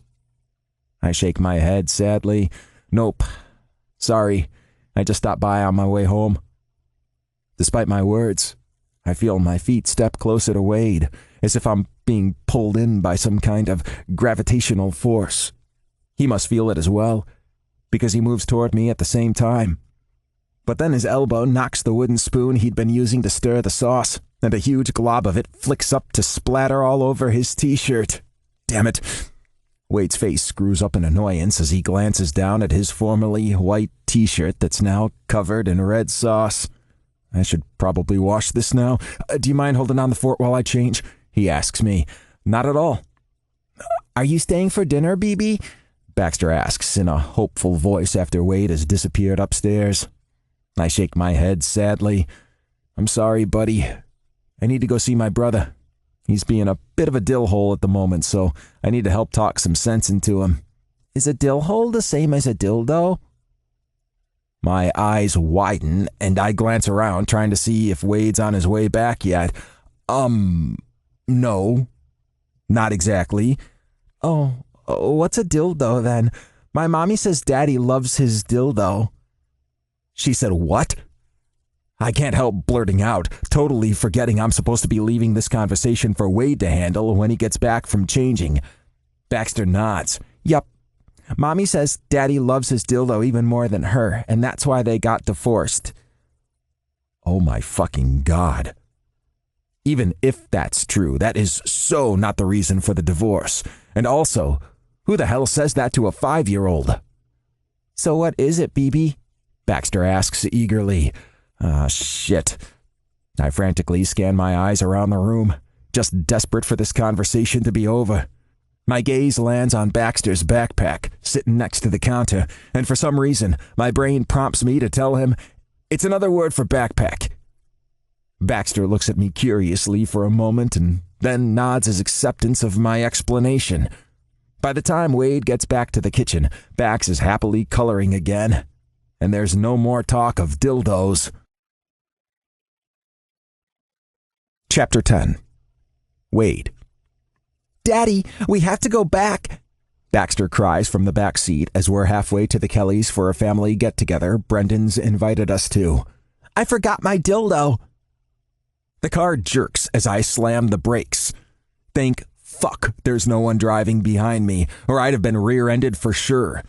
I glance back at my son, a mix of confusion and concern running through me at the sight of his panicked state. Your what? My dildo, Daddy, my dildo. I need it to show Wyatt. Bax, what are you talking about? What dildo? Where did you get it from? I got it from you, Daddy. Oh my fucking God. I'm going to jail. People go to jail for shit like this, right? Why did I think a nightstand drawer would be an adequate hiding place? Why didn't I get a safe to put it in? And he's told Wyatt about it? Oh, I am seriously going to jail if Liam doesn't kill me first. Please, can we go get it, Daddy? Baxter begs, close to tears. I promised to show Wyatt my velociraptor. What does your velociraptor have to do with anything? It's inside my dildo. What? With a confused shake of my head, I turn the car around and drive back toward Amy's. The second I open the door, Baxter's racing inside toward the back of the house. When he gets to the kitchen, he picks up his backpack from where it sits next to the counter and hugs it to his chest. My dildo. Okay, Daddy, we can go now. Baxter, that's your backpack. Why are you calling it a dildo? He looks up at me, a puzzled expression on his face. That's what BB said it was. I shake my head in exasperation. Jesus Christ. How about we just stick with backpack, okay? He shrugs. Okay. When we get to the Kellys, Baxter makes an immediate beeline for Wyatt, and I can't help smiling as I see them greet each other with a hug before settling in a corner of the yard to play. Brendan's suggestion of setting up some play dates between Baxter and Wyatt turned out to be right on the money. The second they met, they became instant friends. It's good for Wyatt, you know, having a kid his own age around. I glance to my left to see Brendan's sister, Bridie, is now standing beside me and is also watching the two youngsters playing, an affectionate smile on her face. He tries to keep up with the older kids, but it's hard for him. It's good for Bax, too. Making a friend here so quick's really helped him settle in. Geez, it's starting to get a bit chilly, Brendan says, sidling up to Bridie and me and tugging his hoodie tighter around himself. We're not going to be able to do these outside for much longer. Or you could just wear a warmer jacket if you're going to be such a delicate flower, Bridie says with a playful smirk before heading off to join a conversation with some of her other siblings. I'll admit, it is a little brisk, but not so cold that being outside is uncomfortable. I'm about to ask Brendan about his new synonym for backpack, but we're joined at that moment by his mom and Declan, and I decide bringing up dildos in front of Eileen Kelly is not something I want to do. We talk for a little while about how things are progressing on the house and how Baxter and I are settling into New York before the topic turns to Declan's upcoming wedding. I get the feeling Declan and Heath haven't had much of a say in the actual planning of the event, but I'm not sure whether that's by their design or just because Eileen is one of those people who can't help taking charge. It's when the topic has moved on to the issue of deciding between pepper-crusted lamb and filet mignon, or simply having both, that I realize Brendan is no longer standing beside me. I pull out my phone to send him a text. Me, where'd you disappear to? It only takes a few moments for my phone to vibrate with a reply. Brendan Kelly. Do you remember where the study is? I do a quick scan of the yard, noting that Baxter is still happily playing with Wyatt, and return my phone to my pocket before heading into the house. The layout hasn't changed at all since I was a frequent visitor back in high school, so I'm able to find the study easily. I slip inside and slide the door closed behind me. The old box computer Brendan used to share via a roster system with his siblings has been replaced with a modern laptop, but other than that, the room looks exactly how I remember. What are you doing in here? I ask, moving farther into the room to lean against the desk. I got an email from the architect working on your place, and I wanted to check it out on a bigger screen. Now? He nods. Yeah. Come and have a look. Take a seat. He stands, allowing me to sit in his vacated chair, and reaches out to shift the laptop so I can see it better. This obviously isn't set in stone, but just have a look and see if you like it, he says. I know you want to keep a lot of the house true to the original floor plan, but I thought you might like it with the kitchen and living area opened up a bit more. And I took a bit of inspiration from Amy's place here, having big windows looking out over the yard. That way, if Bax is out there playing, you can see him easily from the kitchen or the living room. He uses his index finger to point out all the details on the plan as he talks. But it's completely up to you. We can scrap this and make it exactly how it used to be. I shake my head adamantly. No. I love it. This is exactly what I want. Truthfully, I've been jealous of Amy's kitchen area since I first laid eyes on it, so the thought of having something similar sounds perfect to me. I glance up at Brendan. So, unrelated question. Why does Baxter now think a backpack is called a dildo? Brendan winces and runs a hand over his face. I'm sorry. I panicked. I didn't know what to say when he asked me what a dildo was. My brows shoot up. Why the hell was he asking? Brendan hesitates for a moment before speaking. Apparently Lisa said something to him. Something about, you loving your dildo more than her? Fucking hell. Well, that's not embarrassing at all, I mutter. Brendan's eyes narrow. Why would that be embarrassing? I shrug. Because it's a little weird, right? I'm straight, but I like that. He shakes his head. There's nothing weird about it. Everyone has different likes and dislikes. Orientation has nothing to do with it. He fixes me with a concerned look. Do you think we're weird because of what we've been doing? A lot of people probably would, I say simply. Well, screw other people. Anything that brings pleasure is a good thing in my book, as long as it's consensual, obviously. I nod. Yeah. I guess you're right. Of course I'm right. I'm always right. His face softens, his expression full of reassurance. Trust me. If it brings you pleasure, that's all that matters. And speaking of pleasure... His mouth tilts up in a teasing grin as he reaches out to rub his hand over my crotch. My cock was already half hard from all the talk of dildos and my pleasure, but the stimulation Brendan's providing and the knowledge of what's coming has me at full mast in no time.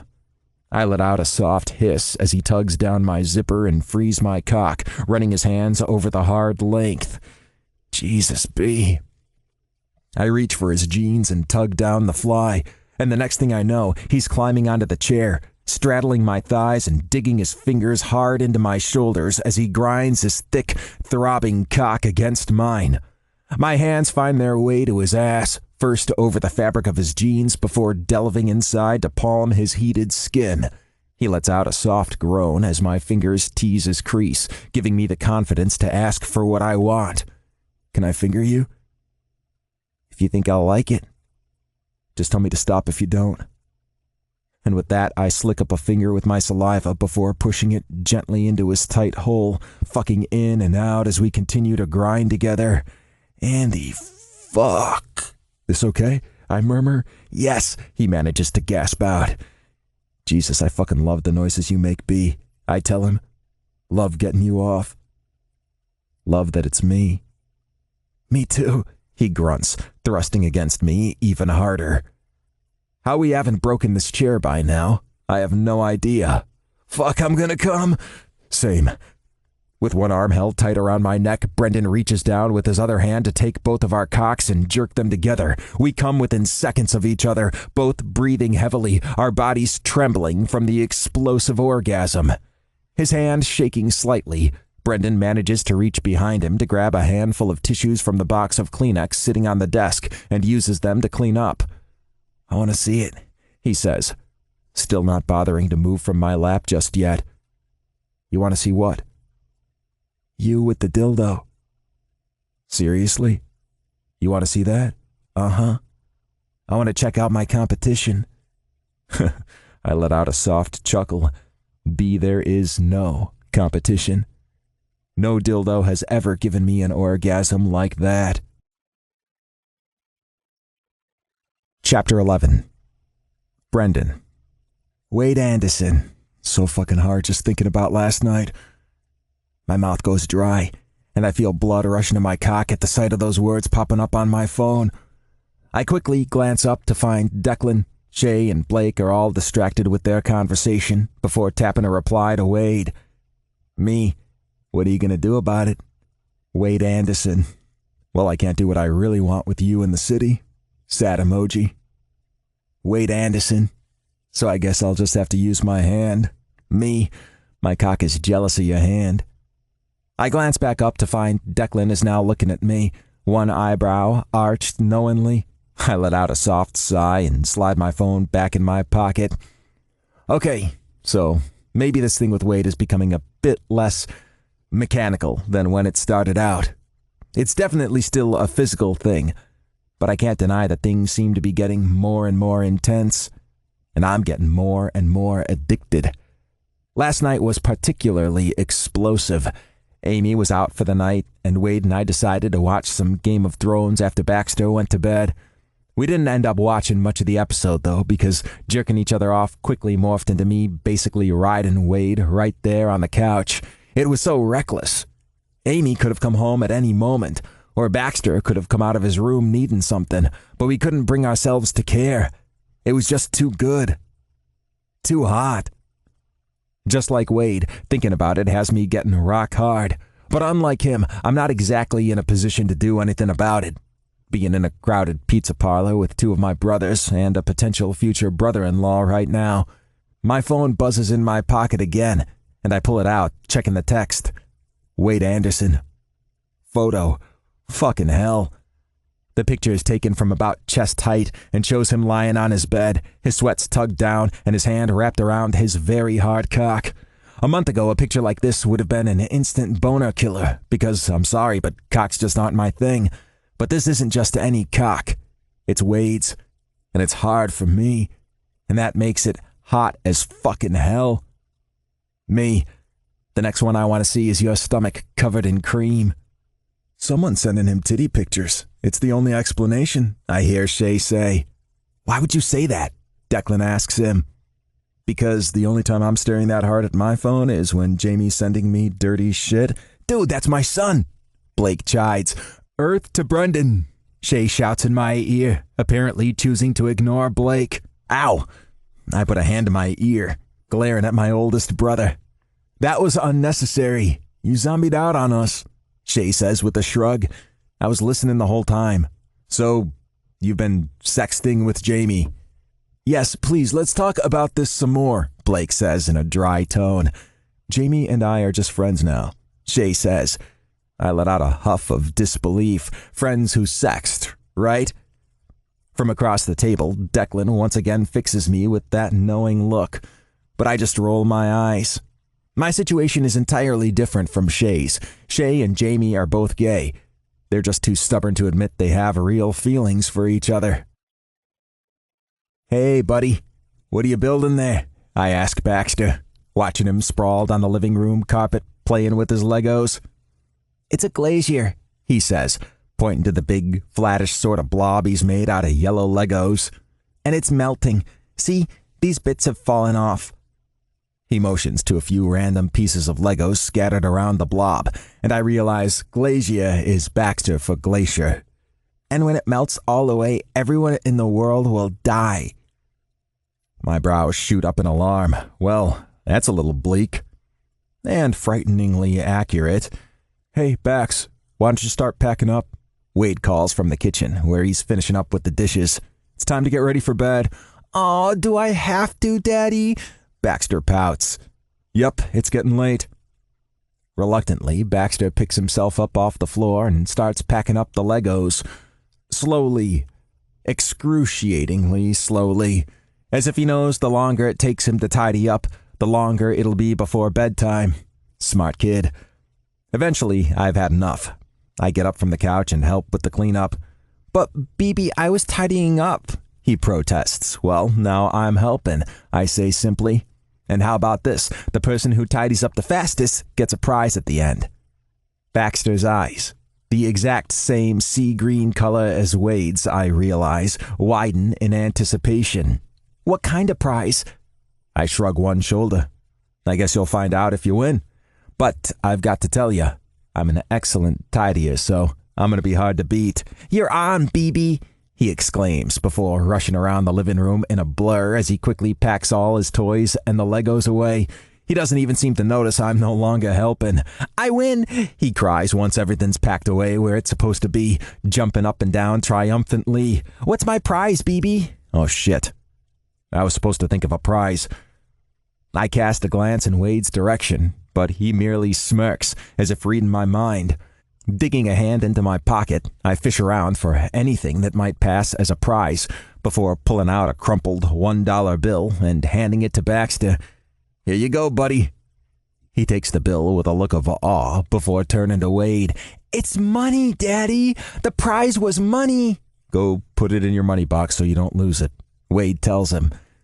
Once Bax has run off to his room, I head over to join Wade in the kitchen, unable to help myself from feeling a little chagrined. "Sorry. I hope that was okay. Giving him money. I couldn't think of anything else."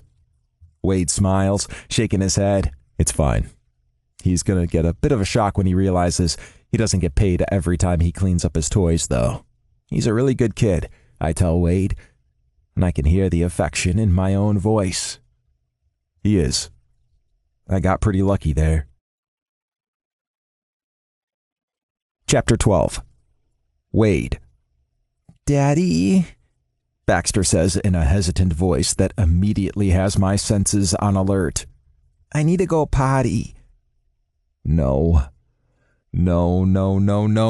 Fuck. Of all the times a 5-year-old can decide they need to use the bathroom when an airplane's doors have just been locked and the flight attendants are doing their final checks is pretty much the worst. I glance over to the airplane bathroom, literally feet from where we're seated, and let out a string of silent curses directed at the people who came up with the stupid safety regulations. "You'll have to wait a few minutes, Bax. We can't go to the bathroom till the seatbelt sign goes off." "What's the seatbelt sign?" "It's that little light up there." I lift my hand to point it out to him. "Once that's no longer lit up, we can go to the bathroom." "Okay." I'm mildly hopeful he might be able to hold out. He did just go about half an hour ago before we boarded the plane, after all. But no, after only about 2 minutes, I detect the unmistakable scent of urine and hear Baxter's little voice saying, "Daddy, I couldn't hold it." Note to self, he's not too old for pull-ups when it comes to plane travel. Fortunately, we're only traveling with carry-on, so I'm able to get out a change of clothes for Baxter and get him cleaned up once we're allowed to move around. As we're leaving the bathroom, we bump into a flight attendant who's making the rounds. "Sorry, he made a bit of a mess," I say, gesturing at Baxter's seat, which of course is completely soaked through. Turns out he really needed to go. "Oh, I wouldn't worry about it. It happens all the time," she says, waving away my apology. "If you'd like, there's actually 2 spare seats further back." "That'd be great. Thank you." I offer a grateful smile and guide Bax toward the seats she's indicating. Although her words do make me wonder how many airline seats are actually covered in piss or vomit or some other bodily fluid if this kind of thing supposedly happens all the time. Lisa is there to meet us at the airport, and I do a quick handover, hugging Bax goodbye and making arrangements to pick him up for our flight home tomorrow afternoon. Then she takes Baxter home and I head to my hotel. When I first planned this weekend, I vaguely considered trying to catch up with some of my old friends from when I was living here, but now the idea is just completely unappealing to me. Because we met in college, basically all my friends, apart from Brendan, are also Lisa's friends. A lot of them are in couples, and we usually hung out in group situations. They're all perfectly nice people, but there's no one among them I'm desperate to catch up with. Truthfully, I just wish Brendan were here. Brendan. I'm just getting out of the shower when I hear my phone ringing from my bedroom. I quickly wrap a towel around my waist and rush to answer, smiling when I see Wade's name on the screen. "How's Pittsburgh?" He lets out a dry chuckle. "Well, my hotel room's pretty nice. Haven't actually been out yet. Not sure if I'm going to." "No?" "Nah, I think I'm going to just take it easy. Quiet night, you know." Let's see. Time to kill, alone in a hotel room, no access to my cock. Did you happen to bring any other kind of assistance? Are you asking me if I packed my dildo? Yes, that's what I'm asking. He looses a soft breath of laughter. Yes, I did, as a matter of fact. Are you planning on using it? I ask curiously. Why the interest? Wade asks. Wait, you're not jealous, are you? It's made of silicone. Why does there have to be a reason? I ask, aware that my tone is coming out a little too defensive. Can a bro ask another bro about his plans for butt play without getting the third degree? Wade snorts with laughter. Okay, well, seeing as how you're asking as a concerned bro, yeah, I might have a go with it. Why? You want to watch? Yeah, okay. The words just fly out of my mouth before I can think better of them, and now that they're out there, I'm finding my guts coiling with anticipation. After a long beat of silence, Wade finally answers. Did you just say yes to that question? Yes. You want to watch me get off? Yes. With a dildo? Yes. There's another heavy pause before Wade says, let me call you back on FaceTime. He ends the call, but it's only a few moments before my cell's ringing again. I accept the incoming FaceTime call and see Wade appear on the screen with the hotel room surroundings visible in the background.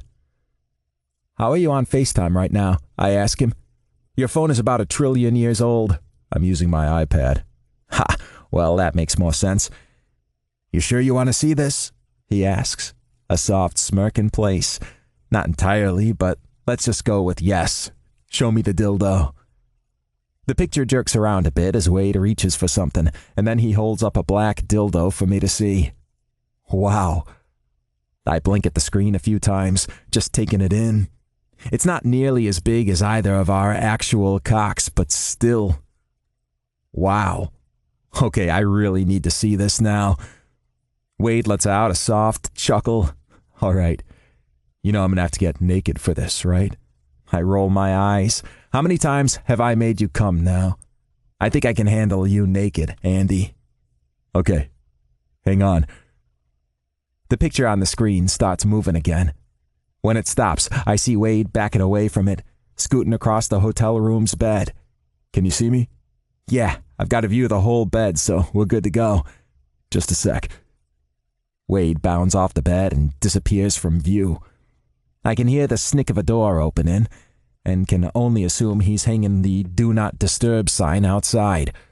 A few moments later, he's back, tossing a tube of lube down next to the dildo. Now, we're good to go. Time to get naked. Are you stripping down as well? He asks. Dude, you caught me just after I got out of the shower. I already am naked. I tug open my towel and guide my phone down my body so he can get a glimpse of every inch of my nakedness, including my cock, which has been rock hard since this conversation first started. Over the past few weeks, my cock has developed a kind of Pavlovian response when the prospect of getting off with Wade is imminent, or when the memory of getting off with Wade pops into my head, or pretty much basically anything to do with Wade and getting off. Jeez, you're hard. Did you think I wouldn't be after what we've been talking about? He chuckles. I guess I wasn't sure. Enough chit-chat. Your turn now. There's a flutter of anticipation in my belly as I watch Wade strip out of each layer of clothing until he's finally completely bare to me. I feel my mouth go a little dry and my cock throb as I run my gaze over every inch of his skin. It's far from the first time I've seen Wade naked. We shared a locker room back when we were on our high school football team, and there was that three-way last month. But it's the first time I've seen him like this. Completely vulnerable, and open, and putting all his trust in me. Wade lies back on the bed and picks up the lube to squirt some into his hand before palming his thick cock. I let out a hissed breath. The sight of him stroking himself and the sounds he's making sending a jolt of pleasure straight to my balls. Fuck, I wish I was there with you right now, I tell him, so fucking hard just thinking about it. Would you want to finger me? He asks a little breathlessly as he reaches between his legs to circle around his hole. Yes, I manage to rasp out. Do it. Put a finger in, Andy. I want to see you fuck yourself. I never in my wildest dreams imagined this sight could be such a turn-on, but damn. As Wade pushes his fingers in and out of his hole, he continues with the lazy stroking of his cock, and the noises he's making as he pleasures himself go straight to my balls. I finally take my cock in hand and start stroking. I don't even need lube because I'm fucking leaking. Jesus, Andy, this is so fucking hot. After several minutes of fingering himself, Wade removes his hand and slathers some lube on the dildo. He then lines it up with his hole, and I watch, completely mesmerized, as he pushes it inside. The groans and grunts coming out of Wade's mouth as he fucks himself have me nearing the edge. I can't think of a sexier sound than that. except maybe the groans he makes when it's my hands or body bringing him the pleasure. Unable to hold back anymore, I let the orgasm rip through me, dropping my phone onto the mattress as I come unexpectedly hard. When I finally managed to even out my breathing and clean myself up with the towel that had been around my waist, I retrieved my phone and checked the screen to see Wade lying motionless on the bed, a mess of white cream all over his stomach. Damn, I missed the big moment. I was too busy coming. Wade manages to pick his head up off the mattress and look at the camera, a blissed out expression over his features. We'll just have to do it again later. Chapter 13. Wade. I have a problem. I'm attracted to my best friend, and I don't mean the physical reaction I've always gotten from having him touch my cock. I'm talking about the way I love seeing him smile, how I found myself checking out his ass, how the sound of his laugh makes my heart flutter like I'm a 12-year-old with his first crush. I know Brendan enjoys the physical stuff we do. Getting me off seems to give him a rush that I think he's become a little addicted to, but for him, that's all it is. Physical. Extended masturbation. Whatever. He doesn't think about me the way I'm starting to think about him, which leaves me with only one option. We have to end it. Me. You alone right now? Brendan Kelly. You want a repeat of the other day? If so, I'm totally on board. Wink emoji. See, it's when he says things like that makes me feel like maybe, possibly, I'm not the only one whose feelings are changing here. But then I snap back to reality and realize it's Brendan, and there's just no way. Me. Just want to talk. Brendan Kelly. Okay. It's just me here. I press the call icon on his contact, and he answers on the first ring. What's up? Hey. Listen, I think maybe we should take a step back, I say awkwardly. A step back from what? From what we've been doing. Getting off together and stuff. There's a long, drawn-out pause on the other end. It goes on so long, I have to ask, B, you still there? Yeah. Sorry, I got distracted. There's a raccoon in my apartment. I feel my face screw up in confusion. A raccoon? How would a raccoon get into your apartment? I don't know, it's all very confusing. Okay. Well, did you hear what I said just now? Yeah, I heard. So is that cool with you? We just go back to being friends how we were before? Again, another weighted pause before Brendan responds. Yeah, no problem. I guess the revolution had to end sometime. Please tell me you don't let your kid watch HBO. My colleague Heather asks me as she joins my table in the staff break room at lunch on Wednesday. I blink at her a few times. Baxter's 5. Heather shakes her head. That doesn't seem to matter anymore, apparently.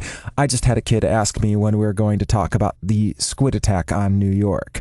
I asked him if he meant 9/11 and told him they'd learn all about that in high school, and he was like, no, there was this giant squid that came from another dimension and attacked New York and killed everybody. She lets out a heavy sigh. And that's when I realized this 8-year-old has been watching Watchmen. And now my kids all want to know about this giant squid attack that didn't even happen. And if it did, they'd be way too young to learn about it. I can't help letting out a soft chuckle. And here I thought my 5th graders who don't believe the moon landing happened were the rebellious ones. She tosses her head back, letting out a tinkling laugh. Seriously, what is happening to the youth of America? I shake my head morosely. Your guess is as good as mine. We sit companionably, eating our lunch for a little while, exchanging bits of conversation about our respective classes. I rarely spend my lunch hour socializing in the break room because I'm usually off meeting up with Brendan, but that's over now, as of last night. So I guess it's time to actually start getting to know my colleagues better. And Heather is harmless enough, or at least I think she is. until we get to the end of lunch and she ventures a question I'm not entirely ready for. Feel free to say no to this if you want. But would you be at all interested in getting dinner sometime? She glances away awkwardly for a moment, as if she surprised herself almost as much as she did me by asking the question. I mean, I can understand if you're not ready for that yet. It took me ages after my divorce to start dating again. But we could even just hang out as friends. You just seem like a nice guy. She breaks off, clearly aware that she'd started to ramble. My initial reaction is, hell no. But not because it's too soon after my divorce. It's because she's not Brendan. But I shake myself out of that mental quagmire pretty quickly. Brendan is just a friend. He's never going to be anything more than that, and I need to accept it. Maybe dating someone else is exactly what I need right now. I offer Heather a soft smile. Sure. How's Saturday? On Friday night, Brendan comes over to Amy's after he's done with work so we can watch a few more episodes of Game of Thrones. It's the first chance we've had to hang out since I called off our arrangement, and I'm kind of expecting things to be awkward. But, of course, I should have known better. It helps that Amy and Baxter are around during dinner to provide a bit of a buffer. But even after Amy's gone out and Bax is in bed, the atmosphere between me and Brendan is completely normal. There's no tension.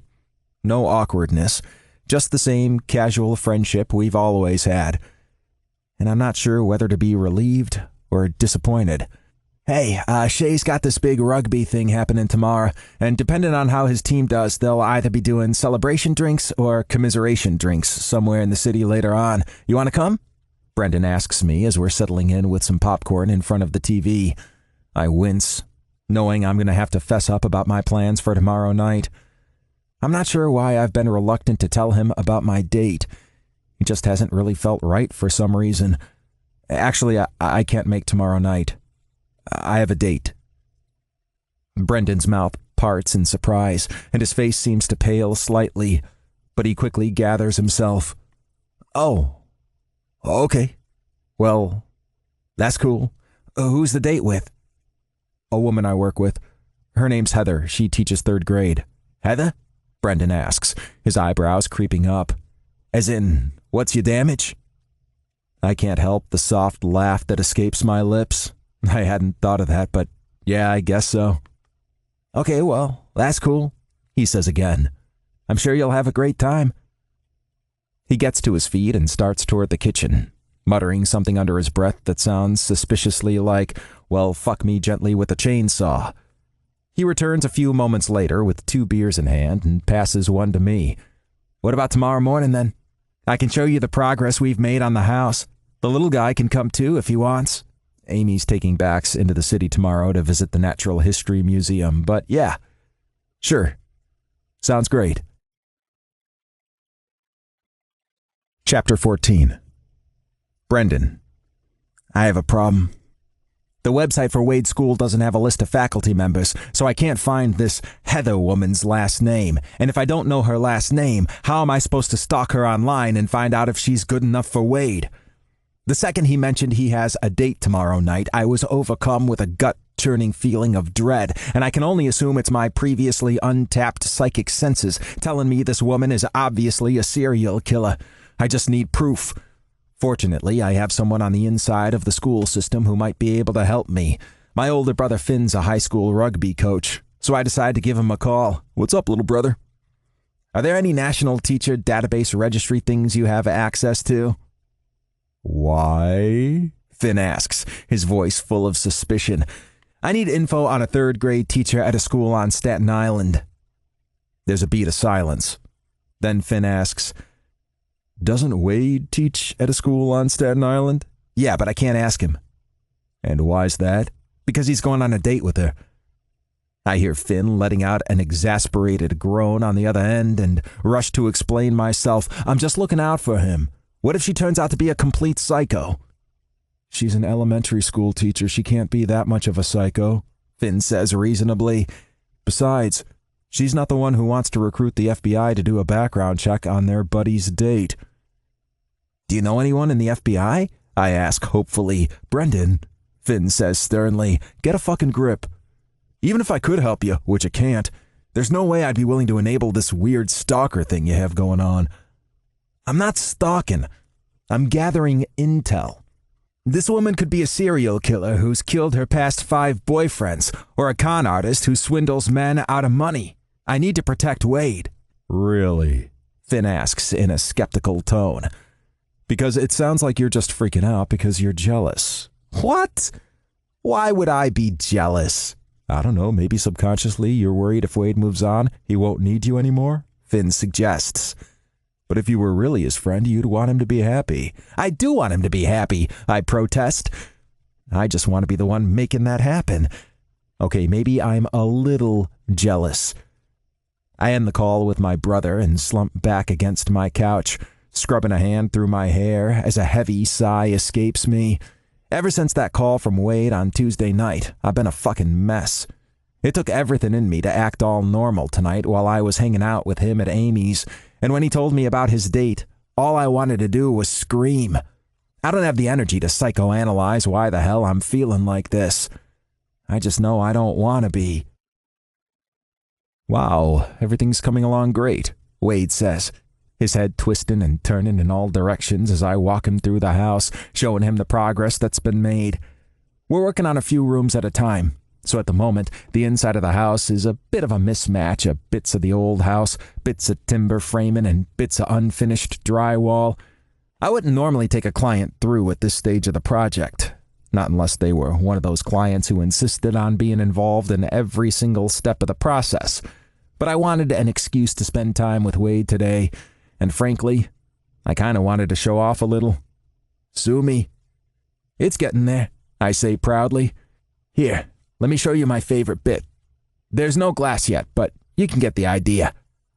I stride through what will eventually be the kitchen/living area toward the large picture windows that look into the backyard, similar to the ones Amy has at her place. There's no glass in the windows yet, so we've sealed them off with plastic sheeting. I unfasten the plastic and pull it back so Wade can get an idea of the view he'll have once there's an actual window here. Oh, fuck. It seems in my enthusiasm, I forgot to account for the fact the sheeting could be all gross and wet and covered in gunk, a lot of which I now have all over me. I hear Wade burst into laughter and throw him a glare over my shoulder. Well, it is a nice view, he says, his lips still twitching. With a wry shake of my head, I refasten the sheet and step away from the window. Fucking hell, I'm soaked. Wade lets out a soft chuckle. How about we get out of here? You need to get to Shay's thing anyway, right? Yeah, you're right. I glance down at my filthy self with resignation. Guess I'll have to go home and shower first. Or you can shower at mine, Wade says with a shrug. The dryer doesn't take long if you want to put your clothes in the wash. Might be quicker than going all the way home. I nod and follow after Wade to the front of the house, double-checking that everything is secure and there aren't any random tools lying around. When we get to Amy's place, we each take our boots off by the door, and then Wade directs me toward the downstairs bathroom. Towels are in the cabinet. I'll bring you some clothes to wear while yours are in the wash. Thanks. I try to relax under the hot spray of the shower, but all I can think about is how if this were a week ago, Wade probably would have asked to come in here with me, and I would have happily agreed. But it's not a week ago. It's today, and Wade doesn't want to be in here with me because he wants a woman. It's a fact that makes complete and utter sense, but at the same time just seems undeniably wrong. The idea of Wade being with a woman, of him being with anyone who isn't me, just feels wrong. I don't want you to go on your date tonight, I blurt out the second I see Wade hovering around the kitchen after I finish my shower. Wade snaps his head up to stare at me, blinking a few times before saying, Okay. For all we know, she's a serial killer. Or a con artist, I argue, pacing back and forth at the end of the counter. I couldn't complete a proper background check because I didn't have her last name, but I stopped pacing, staring at Wade in confusion. Wait. Did you just say, okay? He shrugs. If you're not comfortable with it, I won't go. I glance away. a sense of shame coursing through me. You shouldn't not go just because of me. You should do whatever makes you happy. You make me happy. The words are spoken so quietly. For a moment I think I imagined them. But then I glance back at Wade and see the tint of color staining his cheeks, and I know I heard right. I stare at him for a moment, and then, as if propelled by some external force, I step forward and press my lips to his. Soft. Light. It's barely even a kiss, but it's enough to know I want more. Is this okay? I ask him. You need to tell me if it's not okay. I'm always okay with you, B. I smile at him for a moment, and then his lips are on mine, his arms wrapping around my waist to hold me close. The kiss is soft and slow, but somehow commanding at the same time. I've never been kissed like this before, like I could just let go and trust the other person's got me. I like it. I find myself being backed against what I'm pretty sure is the refrigerator door, Wade's large body caging me in. I lift my hands to run through his hair, pulling him even closer as I completely devour his mouth. Are you sure about this? I gasp out once we finally break apart. You said you didn't want to anymore. I lied, Wade murmurs, pressing kiss after kiss down my neck and over my collar. I wanted it too much. Too much. My words are cut off as Wade drops to his knees. He tugs down the front of my borrowed sweatpants, freeing my aching cock. My head falls back against the fridge door, and I let out a harsh groan as he wraps his hand around me before swiping his tongue over the head of my dick. Jesus fucking Christ. I manage to lift my head just enough to glance down, taking in the incredible sight of Wade on his knees with my cock in his mouth. Fucking hell. I can honestly say I've never envisioned a scenario where I'd wind up with my dick in another guy's mouth, but if I had, I never would have imagined it would be this fucking hot. I reach out to run my fingers through Wade's hair, just barely managing not to tear out the sandy strands as he licks and sucks and drives me fucking insane. Jesus, so good. So fucking good, Andy. I groan breathlessly. Fuck, you're gonna make me come. At my words, Wade pulls off my cock and gets to his feet. What? No, don't stop, I whimper. Please, Andy, I'm so close. Want your mouth on me. So good. He doesn't get back on his knees, though. Instead, he steps in closer, his lips trailing over my jaw as his hand slides lazily along my cock, prompting me to shudder. You can't come yet, B, he murmurs in my ear, 'cause I want you to fuck me. You... What? I managed to rasp out, my mouth having gone completely dry.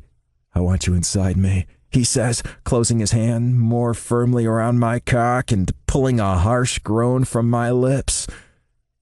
Are you absolutely sure about this? Definitely. I've been fantasizing about it all week. Well, damn. I rest my hands at his waist, squeezing gently. You got condoms and lube? Bedroom. It's not even a question in my mind. I can't say no to Wade. I can't deny him pleasure he's so desperate for. But more than that, I don't want to. I know how tight that hole is. I've felt it around my fingers. The thought of getting my cock in there has my gut clenching with the kind of anticipation I can't even begin to explain. I quickly tug up my sweatpants so I don't trip over, and without further preamble, we rush upstairs into Wade's room, stripping out of our clothes as soon as the doors closed behind us. Wade digs through his nightstand drawer, retrieving a box of condoms and a bottle of lube. He holds the lube out to me, but I shake my head. I want you to do it. I want to watch. Like when you were in Pittsburgh. With a teasing smirk, Wade walks backward toward the bed and takes position, his legs spread wide with his feet flat against the mattress. Then he opens the lube bottle and slathers some on 2 of his fingers before reaching around to push them into his hole. It takes me all of 10 seconds to realize that, as hot as it is watching Wade finger himself, I don't like being on the sidelines if I can help it. I want to be the one making him moan and groan like that. I want to be the one bringing him pleasure. I quickly stride toward the bed and bat his hand away. Before he can utter too much of a protest, I've coated 2 of my own fingers with lube, and I'm pushing them inside Wade. Jesus. He flops back against the bed, breathing heavy. I work Wade open with my fingers, loving all the sounds he makes and the way he bears down against my hand as if he can't get enough of my fingers inside him. My eyes snap to the thick cock resting against Wade's hip. It's flushed red and leaking pre-cum, and for the first time, I wonder what it'd be like to take it in my mouth, to taste Wade's cum, maybe even swallow it. Okay, I'm gonna admit the thought of swallowing cum is still a little weird for me, and I'm honestly not sure I'll ever be comfortable doing that, but sucking Wade's dick, or maybe just licking it a little, that's something I might be able to get my head around. Fuck, that's enough, B. Wade gasps. I'm ready. Just fuck me. I don't need telling twice. I'm hard as fuck at the prospect of being inside Wade's ass, so as soon as he gives me the okay, I remove my fingers and reposition myself on the bed so I can line my cock up with Wade's hole. Damn it. Condoms. I give a sharp shake of my head, reprimanding myself for getting carried away. I've been tested. Wade rasps out. I'm good. My eyes widen, my whole body humming with anticipation. I'm good too. Are you sure? Stop asking me if I'm sure and just fuck me already, B. I nod. Okay. I press the head of my cock to his hole again and start pushing inside. He lets out a sharp hiss as I pierce his outer ring, prompting me to pause. You okay? He gives an eager nod, his cheeks completely flushed. Keep going. I push in farther, spots dancing in front of my eyes as his tight heat grips my cock like a fucking vice. Fuck, Andy, you have no fucking clue how good this feels. I can guess, he says with a breathless pant. He gives an impatient wiggle of his ass, pulling a harsh groan from deep in my chest. Fuck, you're gonna kill me? Hurry up and fuck me, B.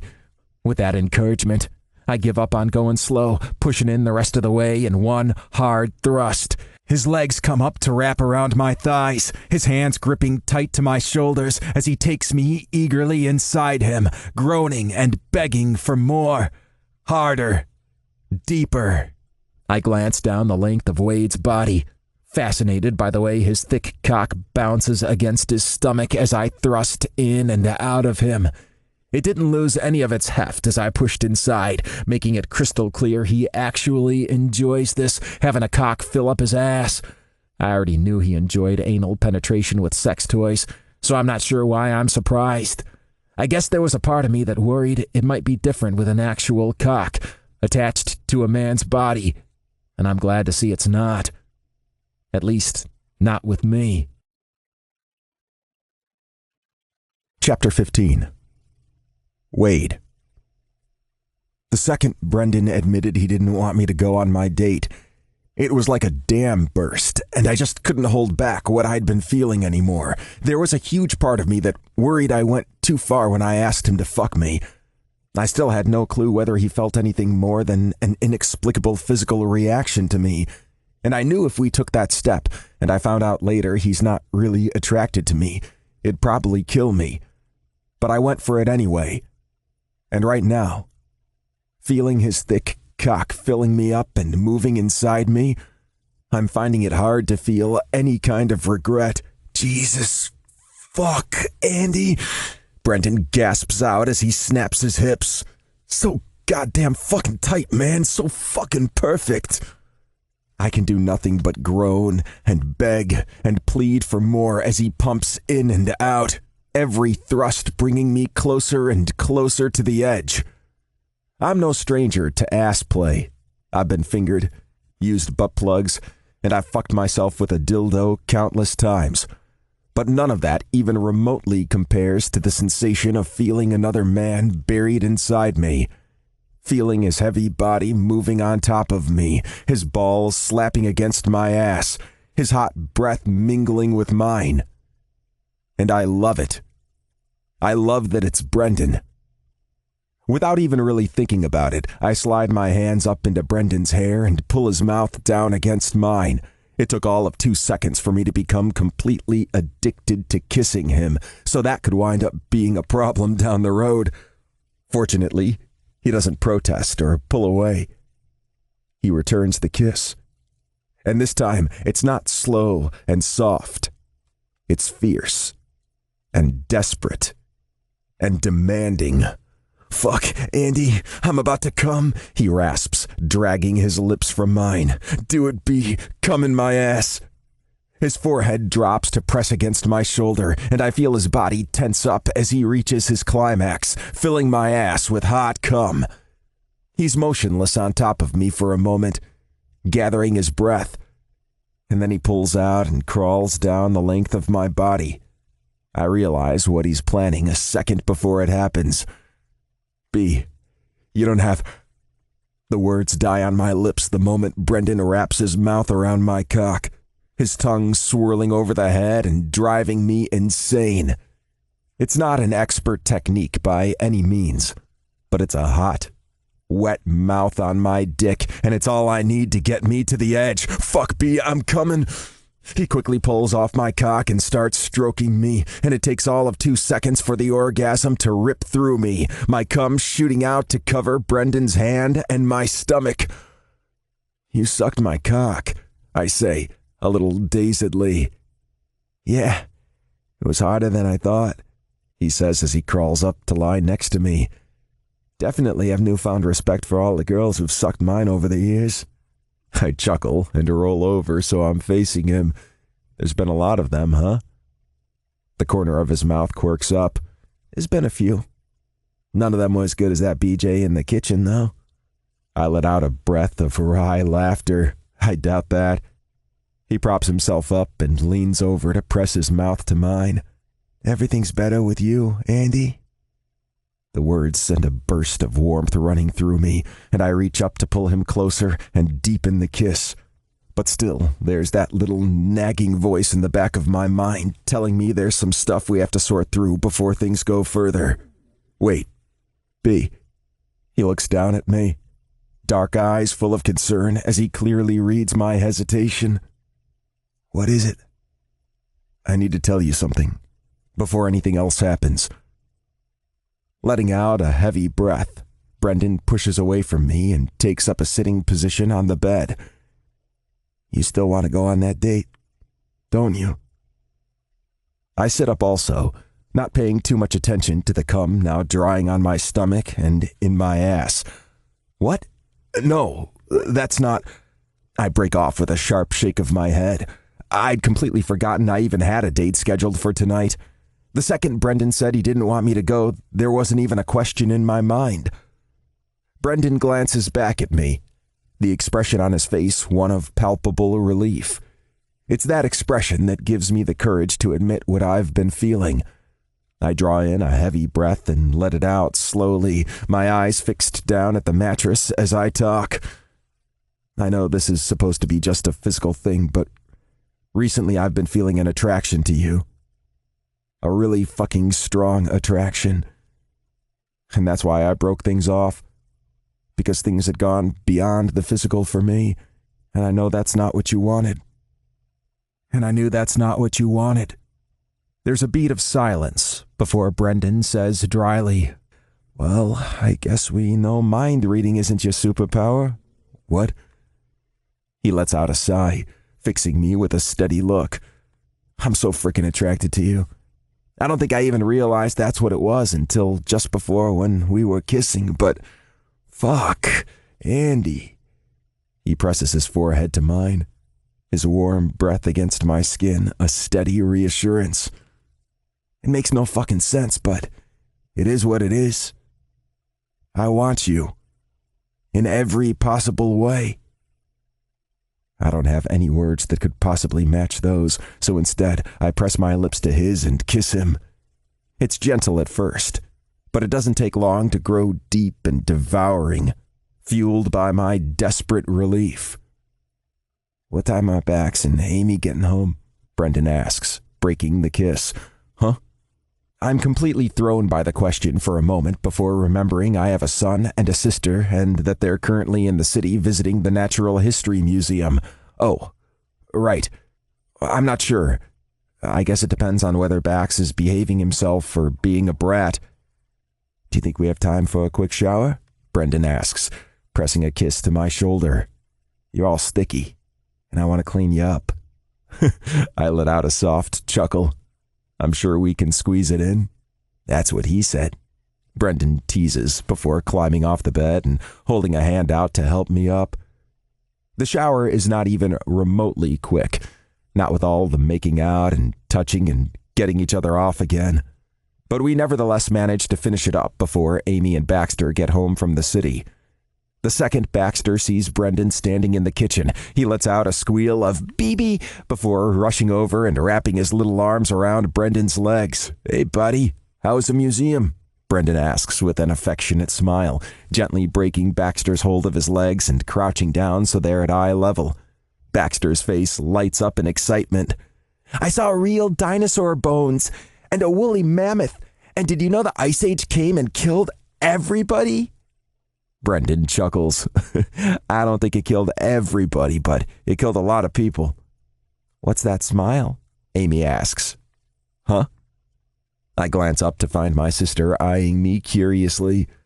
I offer a casual shrug. Just happy to see Bax had such a fun day. She doesn't need to know how warm and gooey the sight of Brendan bonding with my son is making me feel. Chapter 16. Brendan. Today was amazing, every second of it.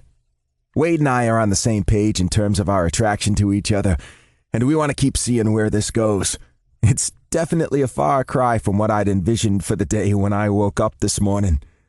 But just because we've worked that part of it out doesn't mean I don't still have questions and concerns niggling away at me. This whole thing has hit me so out of the blue, and I don't really know what to think now. Yes, I'm attracted to Wade. I can see that now. But what exactly does that mean for me?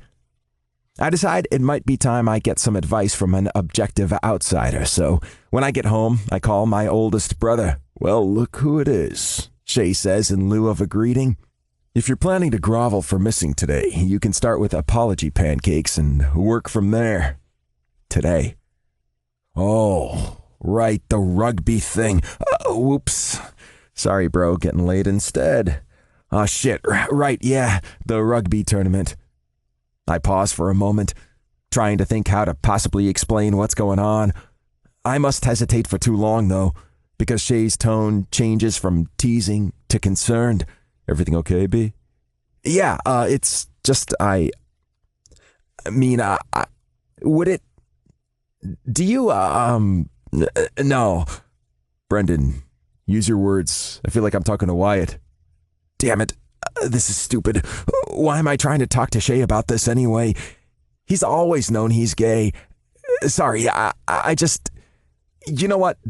Don't worry. Sorry. I hang up the call and simply stare at my phone for a while. Then I head to the fridge and retrieve a beer. As I'm opening it and taking my first swig, I try to assess my options. I do feel like I need to talk to someone about this, but I'm not sure anyone in my family's the best choice. They either won't understand, or they'll try to psychoanalyze me, or they'll want to throw some kind of party. I love them to death, but they're all batshit crazy. And then the answer hits me. Heath.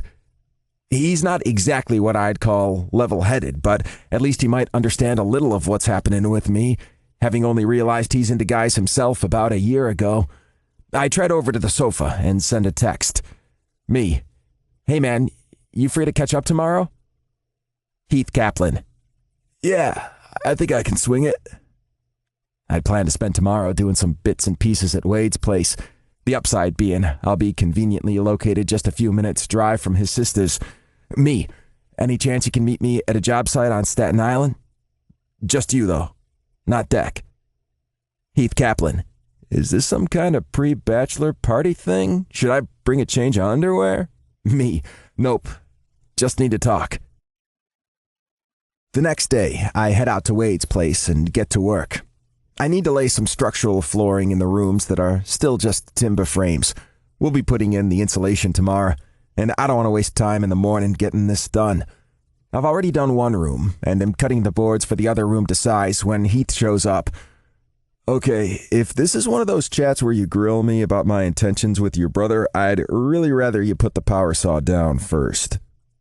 I put the saw on the ground and out of reach, and then turned to face Heath, my arms crossed over my chest. It's not one of those talks, but the fact you don't want me to have a weapon has me a little concerned. He merely rolls his eyes. What do you want to talk about? Okay. I draw in a deep breath before slowly letting it out. I want to know how you knew you were bi. Did you always know, or did it just happen suddenly? What was your first inkling? Heath's eyes widen before narrowing in suspicion. Who have you been talking to? Did Grandpa say something? His face screws up in a scowl, and he mutters, "So much for the freaking vault." My brow furrows in confusion. What the fuck are you talking about, man? Why would I be talking to Grandpa? Heath stares at me warily. So this isn't about me? I roll my eyes. Not everything's about you, dillhole. Then why are you asking me about being bi? I hesitate for a moment before just plowing ahead. Okay, well, recently I've sort of been messing around with a guy. Wade, to be specific, I add, when Heath doesn't say anything, simply standing there staring at me with wide eyes. Okay, wow. And now you think you might be bi? Well, that's just the thing. I lift a hand to run through my hair, but realize I'm still wearing a hard hat. I don't think I'm bi. I really love doing stuff with Wade, but I have absolutely zero attraction to any other guy. And trust me, I've tried looking. And even with Wade, it took a while after we started messing around for the attraction to actually start. Heath stares at me, clearly confused. What do you mean? Okay, so it started with a threesome. As all great love affairs do, he says dryly. I ignore him and continue with my spiel. After that, I just couldn't stop thinking about how we could feel each other inside her, and I was just really curious to see if it could be replicated. So you decided to rub your dicks together? Well, yeah, basically, and obviously it felt amazing. I realized pretty quickly I like making Wade come. I like being the one to get him off. It gives me kind of a rush.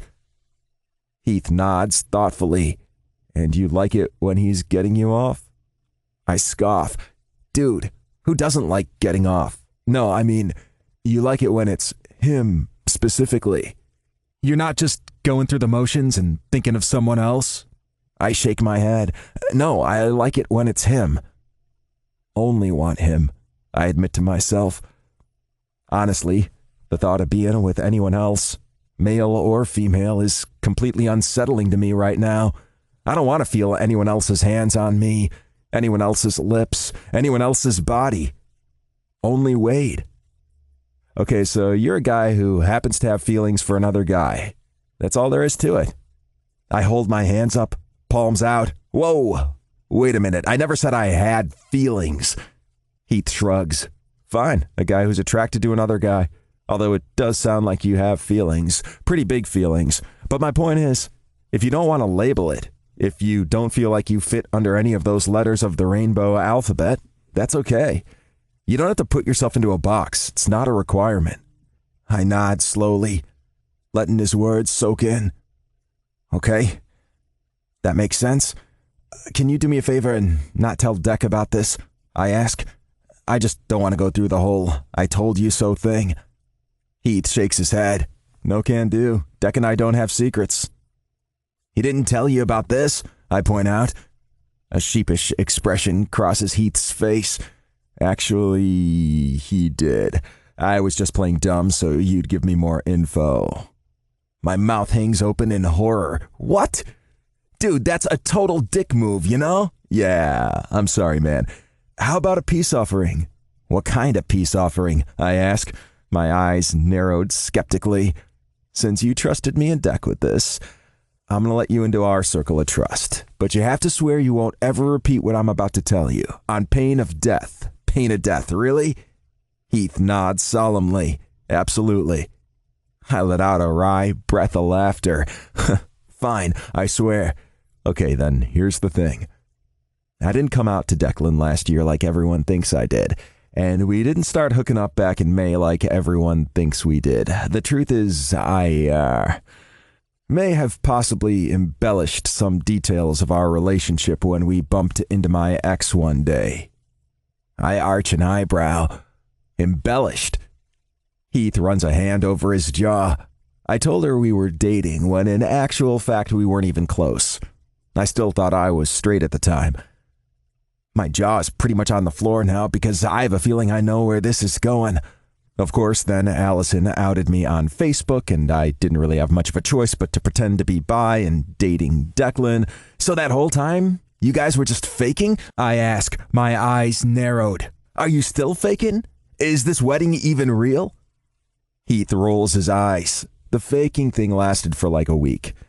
Then the sex started and things ramped up from there. So yes, the wedding is definitely very real. Who else knows about this? Just Lila and Grandpa and Shay. I stare at him in shock. Lila is Heath's sister and Grandpa is his grandfather, obviously, but I'm astounded to know the only member of my family who knows anything about this is Shay. That's all? Not even Aiden knows? I ask, referencing my younger brother who somehow managed to get a gig in the wedding party ahead of me. Not that I care or anything. Heath shakes his head. Not even Aiden. He still thinks we were having sex in his shower for like months before anyone found out about us, he says, lifting his fingers to make air quotes. I mean, we did do that later, but yeah, thanks, I get the picture, I say dryly. So, are you saying you weren't ever attracted to guys before, Deck? A thoughtful expression crosses Heath's face. I never noticed being attracted to any guys before Declan. Hell, I didn't even realize I was attracted to Deck until it was basically forced on me. But over the last few months, I've come to realize I probably am bi. I mean, apart from Deck, I definitely gravitate more toward the ladies, but I've been turned on by gay porn, and I've noticed guys' bodies while I've been working out, that sort of thing. He lifts his shoulder in a slight shrug. Maybe that'll happen for you as well. Or maybe you'll always be a straight guy who just happens to be attracted to this one man. Either of those things is totally okay. Chapter 17. Wade. Where did Baxter come from? I snap my head in Brendan's direction, noticing how he's running his fingers over the name printed on Bax's backpack as he attempts to get a stain from what we're hoping is chocolate out of the fabric. Should I be concerned? You don't seem to know where babies come from? I joke. Shut up. I was talking about the name. You don't see it very often for a first name. Here. I step over and take the cloth from his hand, taking my turn to attack the murky stain. Baxter is Lisa's maiden name, or I guess just her name now, seeing as how she went back to that after the divorce. Oh, wow. Leaning back against the counter, he asks, "Does that make it hard?" I arch a brow at him. To love Baxter? He shakes his head. No, well, you know what I mean. I offer a soft smile and get back to attacking the stain. Truthfully, I don't even think about it. He's just Baxter, has been since he was born. I let out a huff of frustration and toss the backpack and the cloth down. Okay, I have no idea what the stain is or why it's not coming out. Baxter is going to need a new backpack, though, because it looks like he shit all over this one. Are you sure it's not shit? I shake my head, letting out a breath of laughter. I've cleaned up enough of it to know it would have come out by now. Brendan chuckles, leaning forward to press his lips, ever so softly, to my temple. The joy of parenting? Exactly. I've got to admit, I'm a little curious, or maybe confused. I mean, Lisa gave Bax her name, but she didn't want custody? He shrugs. Well, yeah. I let out a heavy breath. Okay, I'm gonna need some ice cream for this, I think. I make a beeline for the freezer and withdraw a carton of ice cream. Brendan rolls his eyes when he sees it's vanilla-flavored, but he nevertheless takes the spoon I offer him. I hoist myself up to sit on the counter, my legs dangling over the edge. Brendan's hand on my knee is a steadying weight as I launch into my story. I think I may have already told you Lisa never wanted to have kids, but I'm not sure I mentioned the fact that I didn't want them either. No, you never told me that. There's a clear tone of surprise in Brendan's voice. Yeah, we were on the same page as far as that went from day one. But as I'm sure you know, accidents happen sometimes. Anyway, as soon as I saw that positive test, it was like this switch inside my brain automatically clicked over, and I just knew that that baby was now the most important thing in my life. But Lisa wasn't quite there yet. I let out a heavy sigh and take another bite of the ice cream. I'm pretty sure if it weren't for me being so enthusiastic about it all, she might have made a different choice. We'd been married for about 3 years by then, and were pretty settled financially, so by society standards, we were ready. I lift the hand not holding the ice cream to make air quotes. Except, of course, for the fact Lisa didn't want to be a mother. She did manage to come around to it after about the first trimester, and for a little while she even seemed to be happy about it. But then we lost the baby. Jesus, fuck, Andy. I'm so sorry. Thanks. I managed to get out through the lump in my throat. Using my spoon, I stab absently at the now melting ice cream as I force myself to go on. Did you know when a baby is lost after 20 weeks, it's considered a stillbirth, not a miscarriage? No, I didn't know that. I draw in a deep breath and let it out slowly. Her name was Maisie. We lost her at 20 weeks and 3 days. That's a beautiful name, Brendan says quietly before, ever so gently, taking the ice cream and spoon from my grip and moving in front of me to wrap his arms around my waist. Nuzzling against my cheek, he assures me, it's okay. You don't need to tell the rest. Thanks, but I want you to know it all. Okay. He draws back so our faces are at a level, and I take comfort from his deep brown eyes as I talk. After Maisie, I knew I wanted to be a dad. Like I said, it was as if a switch had turned on, and even after she was gone, it never turned off.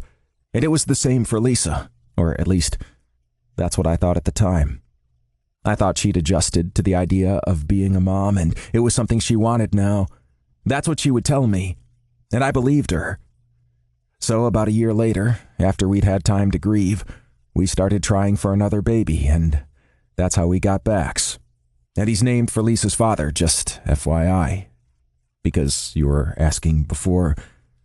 He died when Lisa was a teenager, and she wanted to honor him, but his first name was Reginald, and that was a hard no from me, so we settled on Baxter.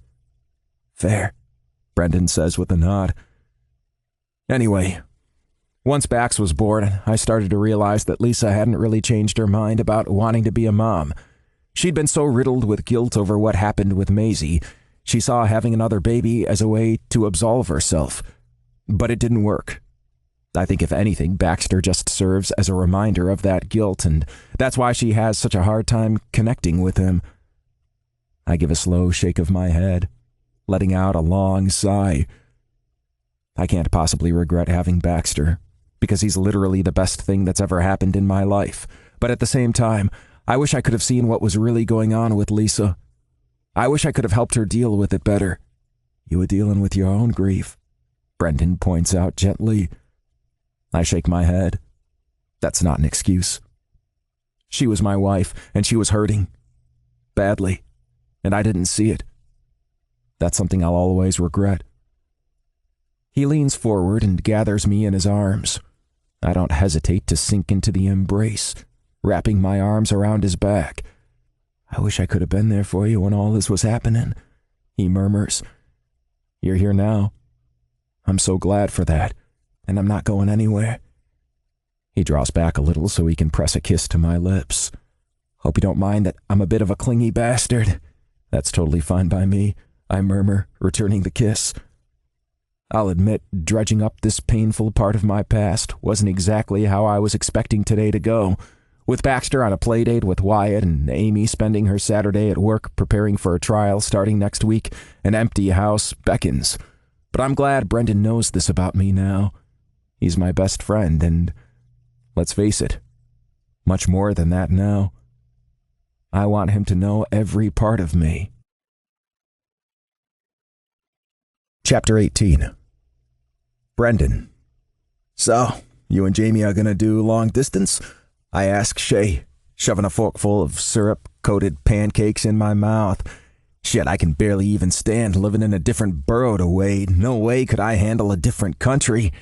Temporarily, Shay says. Just until Jamie's worked through his contract and can relocate here. We're going to try to visit as much as possible in the meantime. Like he's coming here for the wedding next weekend and I'm going there for Christmas. Still, that's gotta suck. I'm sorry. But on the other hand, at least they've finally admitted how they feel about each other and are going to make a go of it. I reach under the table to rest my hand on Wade's thigh, as if making sure he's definitely still sitting next to me and hasn't shot off to England like Shay's boyfriend. I can't help the little curve of my lips as he closes his warm hand over mine. I quickly shove another bite of pancakes in my mouth so Shay doesn't see.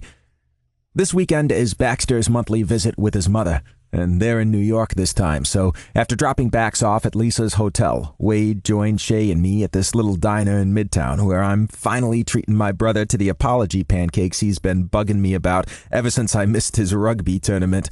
His team won, by the way. My pancakes done, I push my plate aside and reach over to nab some of Wade's bacon. You can have that, by the way, he says dryly. I shrug. Don't leave it till last if you don't want other people eating it. I wash the bacon down with a sip of Wade's milkshake, my brows shooting up in surprise as the flavor hits my tongue. This is chocolate. You hate chocolate. I don't hate it. But you prefer vanilla. Wade merely shrugs. I figured you'd end up drinking most of it anyway. My heart fills with warmth at the gesture, and I offer Wade a bright grin. Across the table, I see Shay's eyes shifting between us, an assessing look on his face. He doesn't say anything, though. So, how are things going with Jake? I ask Shay, taking another sip of the milkshake. He's fine. His grades are picking up and he hasn't been arrested yet, so I'll call that a win. If you told me a few months ago that my oldest brother, the eternal bachelor, would have fallen in love and taken on the guardianship of a 16-year-old, there's no way in hell I'd have believed it. But stranger things have happened, I guess. Like me falling for a guy, for one. After brunch, Wade and I head straight to my apartment. As much as I love Baxter, Wade having a whole night away from him is such a rare thing. We want to waste as little time as possible. We've just stepped inside when I feel my phone buzz in my pocket. My plan is to quickly check it and toss it aside. But then I read the message that's come through via our family's WhatsApp chat. Owen Forrester Kelly. I have some news. I stare at the chat notification in confusion for a moment before my sister jumps in, asking the exact question running through my head. Alana Martin Kelly replied to Owen Forrester Kelly. What's with the hyphenated name? Owen Forrester Kelly replied to Alana Martin Kelly. I thought you, of all people, would have guessed, being a fellow member of the hyphen club and all. Owen Forrester Kelly. Blake and I got married. My mouth drops open as I read the words. Married. Oh, wow. I knew they were all mushy and in love, but married? What's going on? Wade asks. I've clearly been staring gobsmacked at my phone for too long. Owen and Blake got married. You're shitting me. I shake my head. He's changed his name and everything. It seems I'm not the only one who's surprised by this news. Kate Kelly. Married? Owen Forrester Kelly replied to Kate Kelly. Is there another kind of married? Kate Kelly replied to Owen Forrester Kelly. When? How? Owen Forrester Kelly replied to Kate Kelly. 2 days ago, while we were on our trip. Bridie Coughlin replied to Owen Forrester Kelly. You got married in some Eastern European country no one's ever heard of? Is it even legal? Connor Kelly. I'm sure Blake forked over enough cash to make sure it is. Owen Forrester Kelly replied to Connor Kelly. Geez, you make it sound like I've married a mobster or something. Shay Kelly. You're married? Married? Shay Kelly. My best friend got married and I wasn't there? Shay Kelly, I didn't get to go to the bachelor party? Crying emoji. Owen Forrester Kelly replied to Shay Kelly, there was no bachelor party. Shay Kelly replied to Owen Forrester Kelly, no bachelor party? No bachelor party? Owen Forrester Kelly replied to Shay Kelly, we were only engaged for about 3 hours. There wasn't really time. Brendan Kelly, that was quick. Is one of you pregnant? Finn Kelly replied to Brendan Kelly, pregnant? Do we need to have the birds and the bees talk again? Okay, I kind of opened myself up to that one. Finn Kelly replied to Owen Forrester Kelly, since none of these fuckers have said it, let me be the first to say, congrats, oh. Hope you and Blake will be very happy. Alana Martin Kelly, it's official now. Shay is dating Owen's stepson. Alana Martin Kelly, congrats, oh. We're so happy for you. Shay Kelly replied to Alana Martin Kelly, because that doesn't make me sound creepy at all. Eye roll emoji. Connor Kelly, hey, if Shay and Jamie get married, Blake will be Shay's brother-in-law and his father-in-law. Kate Kelly replied to Connor Kelly, it is a very complicated family dynamic, that's for sure. Will their kids call Blake grandpa or uncle? Shay Kelly replied to Kate Kelly, our make-believe kids won't call Blake anything. He didn't invite me to his wedding. He didn't let me plan his bachelor party, and now he is dead to me. With a chuckle, I close out the chat and send a quick text to my new brother-in-law. Me, you might want to buy Shay some pancakes as soon as you get home. Blake Forrester Kelly, good tip. Wink emoji. I slipped my phone back in my pocket and turned to Wade. So, he offers a soft smile. So, Owen's married? Big news. I let out a breath of laughter. Yeah, you could say that. I step closer to him and rest my hands at his waist. I've been thinking about it, and I think I want to tell my family about this. Us. Not yet. I rush to clarify. I think we should give them a chance to digest this bombshell first, but soon. Are you sure? I lean in and press a kiss to the side of his neck, letting out a hum of contentment as I feel his arms wrap around my waist. Yeah, I'm sure. We're not just messing around anymore, Andy. We haven't been for a while. And I want my family to meet my boyfriend. Boyfriend? There's a scratchy quality to his voice as he asks the question. I glance up, locking my gaze with his beautiful green eyes. You okay with me calling you that? His mouth tilts up in a smile. I love it. Our lips meet in a desperate, needy kiss that, as usual, has me coming completely undone. Our jackets fall to the floor as our hands roam. We just can't seem to get enough of each other. It takes a while, but I finally manage to pull my mouth away from Wade's. Now that I know how amazing kissing him is, I'd be happy to do it pretty much 24/7. But right now, there's something else I need. Come on. I want you to get me ready. Ready for what? To make nice, I say with an eye roll. What do you think I mean? Wade's brows shoot up.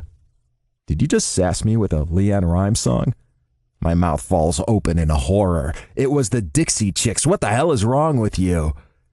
He lets out an exasperated sigh, shaking his head. A lot, apparently. More seriously, he says, B, are you sure you want to do this? My answer is to press my body against his and kiss him hard on the mouth. He doesn't hesitate to wrap his arms around me again, drawing me in even closer. Yes, I finally say, breaking the kiss. I hate not knowing what it feels like to have you come inside me. I want to do this, Andy. I've been practicing, I admit, with my fingers. Jesus Christ, he says with a groan, his eyes fallen briefly closed before opening again to stare straight at me. My cock's going to be bigger than your fingers, he points out. I know that, and it'll hurt. I know that too. His brow creases in concern. B, I don't want to hurt you. I bring my hands up to rest around his neck, sliding my thumbs over his stubbled jaw. Tell me you don't want to do it. Tell me you don't want to fuck me and I'll back off. I can see the answer right there in those sea green eyes. He wants this just as much as I do. Without further discussion, we relocate to my bedroom. Wade instructs me to strip down and lie on the bed, and I don't hesitate to do as he asks. I lie back, my hand wrapped around my straining cock as I watch Wade tug off his sweater and pull down his jeans. Hurry up, I growl as he strolls to the nightstand to retrieve the bottle of lube I keep there. He merely responds with a teasing grin as he casually palms the lube before tugging down his boxer briefs, letting his thick, hard cock spring free. I can't deny I'm a little nervous. The sight of his cock a reminder of exactly what I've signed myself up for, but it's a good kind of nervous, tinged with excitement and anticipation. I want to know what it's like, having him inside me. If I don't like it, well, at least I'll know. But I need to try. I want to do this for him. Spread your legs for me. And bend your knees, Wade says. I do as he asks, positioning myself so my feet are flat against the mattress. Wade climbs onto the bed, but he doesn't go straight for my ass. Instead, he bends his head down and closes his mouth around my straining cock, pulling a groan of pleasure from deep in my chest. He continues to suck me as he works first one, then two, then three slicked-up fingers into my hole, getting me good and ready to take his cock. Okay, I'm ready.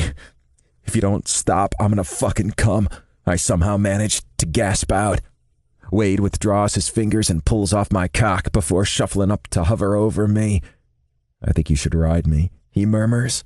I think that would make it easier for you, being your first time and everything. I nod. He's probably right, but I want to be able to kiss you. The corner of his mouth tilts up, and he reaches up to run a hand through my hair in a reassuring gesture. You will.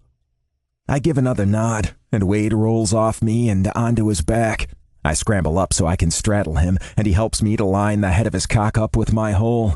Okay, yeah, Wade's cock. Definitely bigger than my fingers. Not like I didn't already know that, but knowing it and actually feeling it are two different things. You good?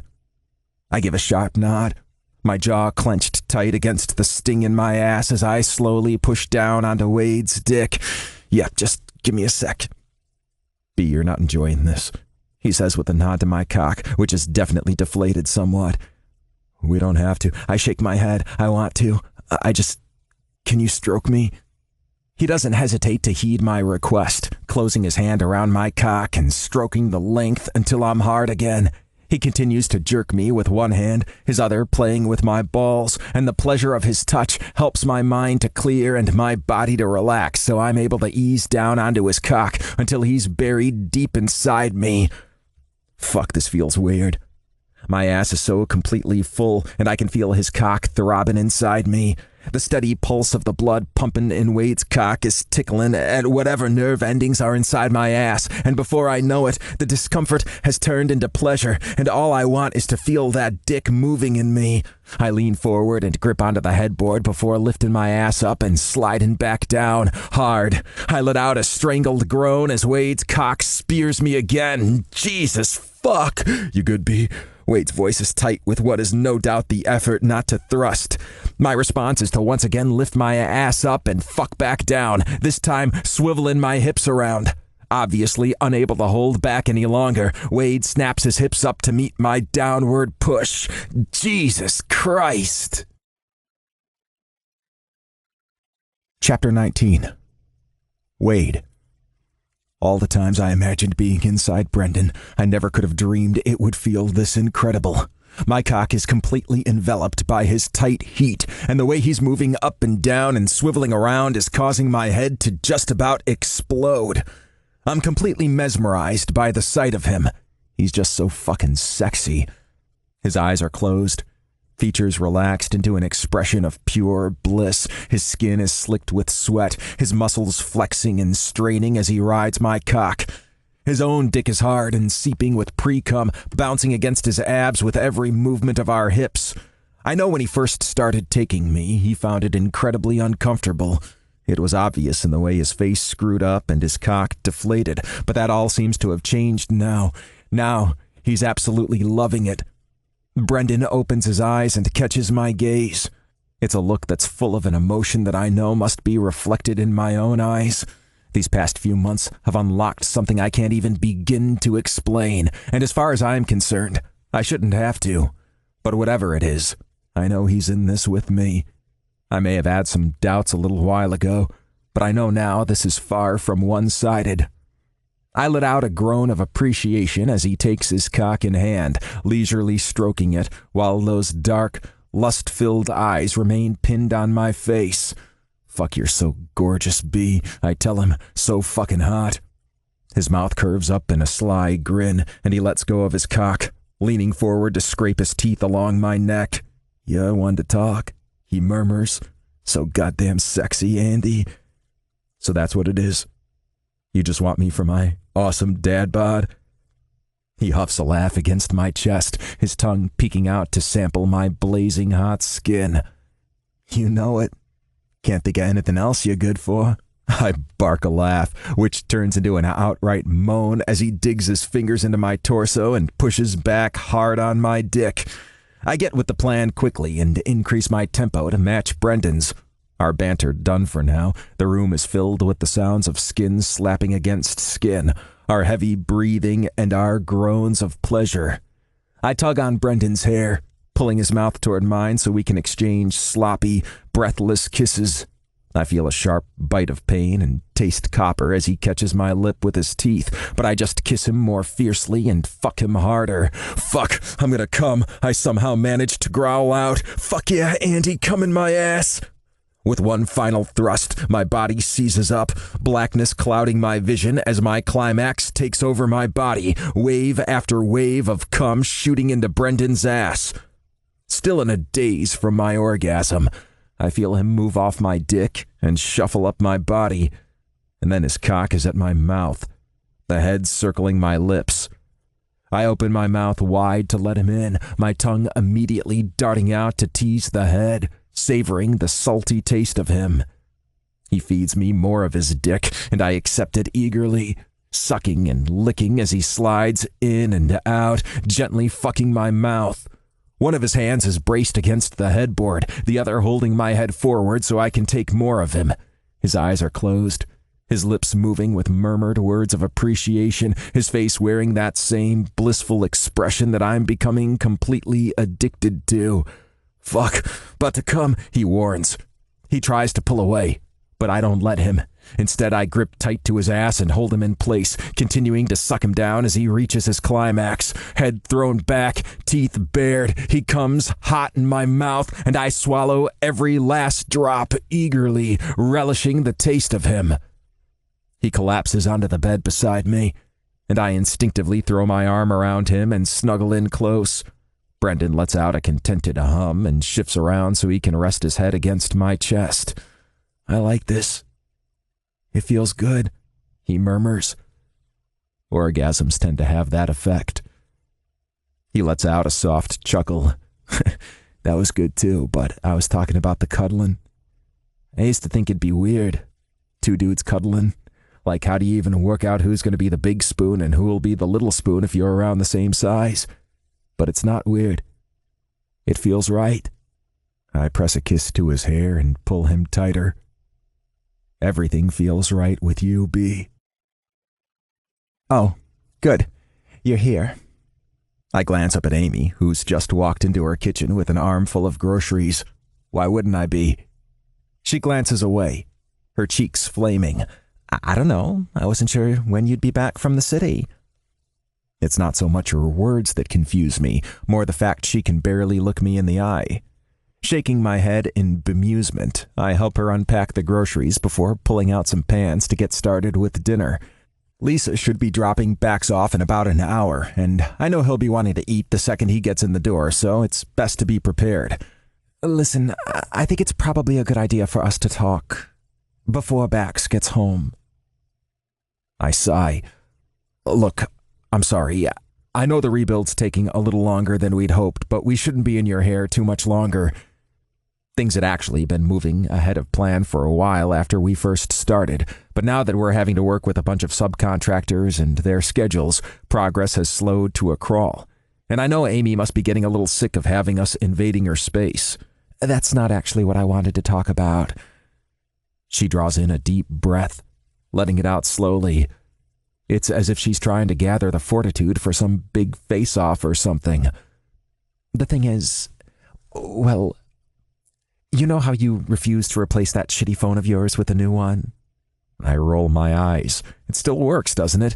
It still makes phone calls and sends texts, which is all I need it for. Wade, last night you left me a voicemail. My face screws up in confusion. What? I didn't call you last night. Well, your pocket did, and that wouldn't have happened if you had a decent phone, Amy says, a hint of superiority sneaking into what is undoubtedly a hesitant tone. And just for the record, I didn't actually listen to the whole thing. I obviously hung up as soon as I realized what was going on, but still, it was long enough for me to hear some things. My hand pauses in the motion of dicing a carrot, my whole body going rigid with tension as my mind races through a scene-by-scene recap of all the dirty stuff Brendan and I got up to last night. What kind of things? Things no sister should ever have to hear her little brother doing. I sigh and finally manage to look up at her. Look, Amy.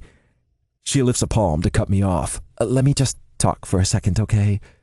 First, I just want to make clear, this is a completely judgment-free house. I think it's great you're moving on, and if that happens to be with a guy, well, so be it. But I can't deny I'm having trouble getting my head around the whole thing. I mean, I always thought you were straight. I shrug. I am straight.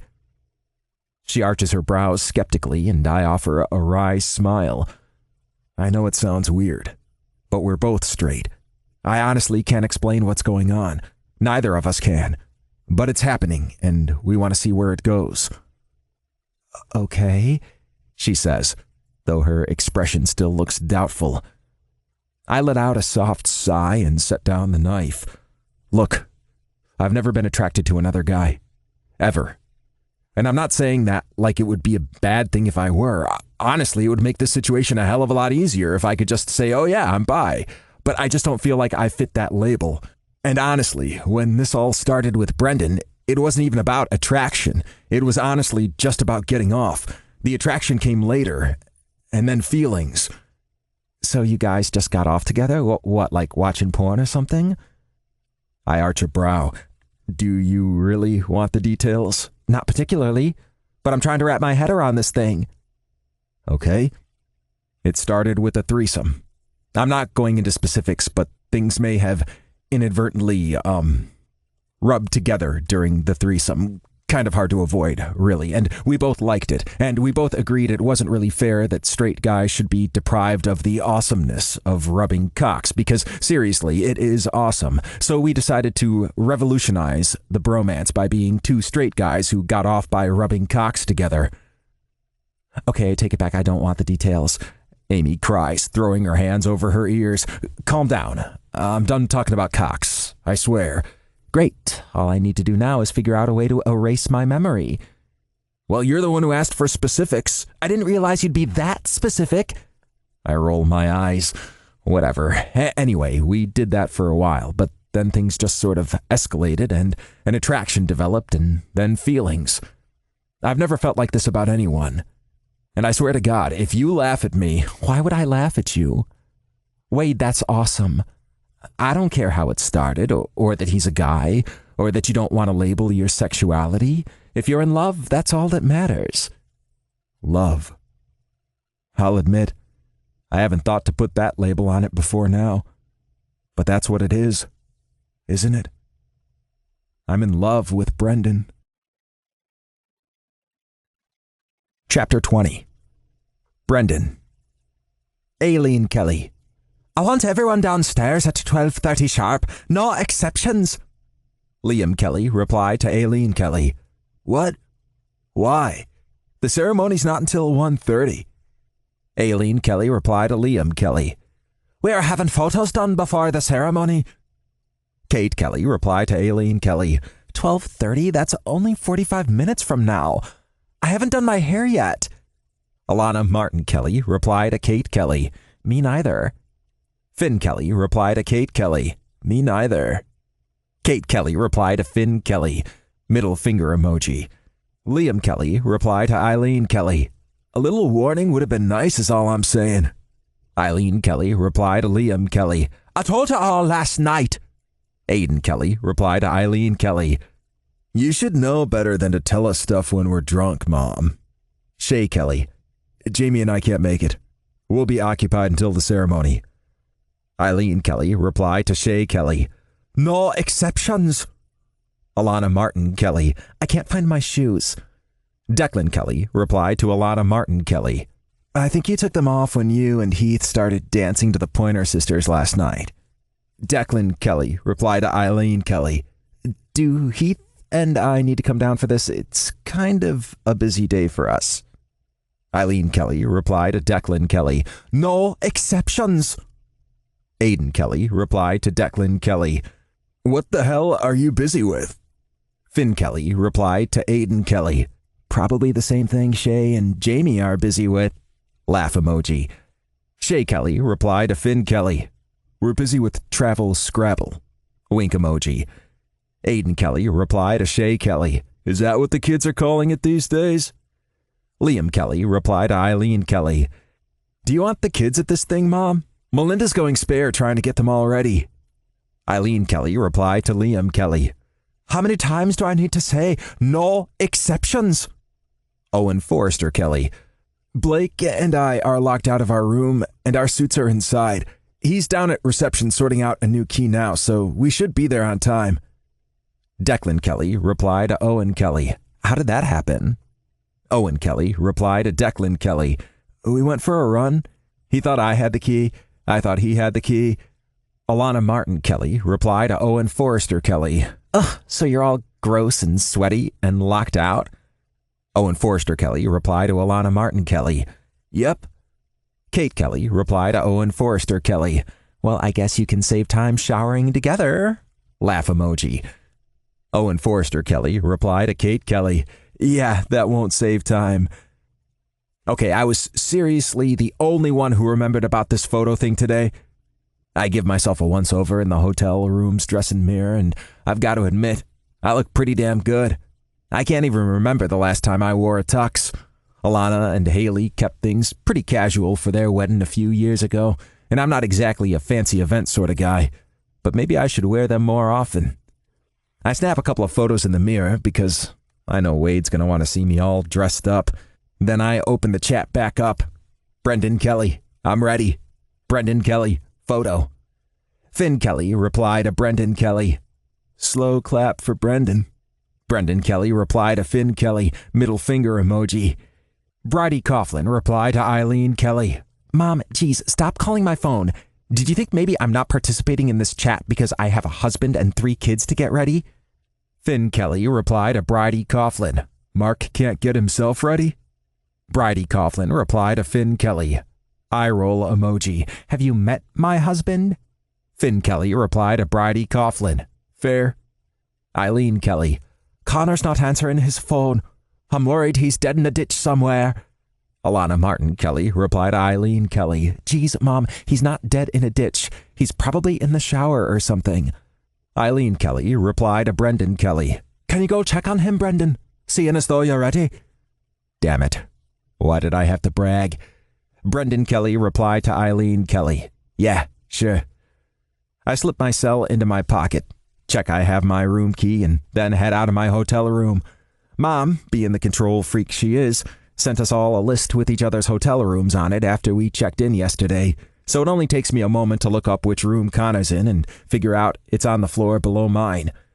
As I'm about to step onto the elevator, I'm intercepted by Rebecca Donovan, one of my mom's best friends and the mother of Declan's ex-boyfriend, Josh.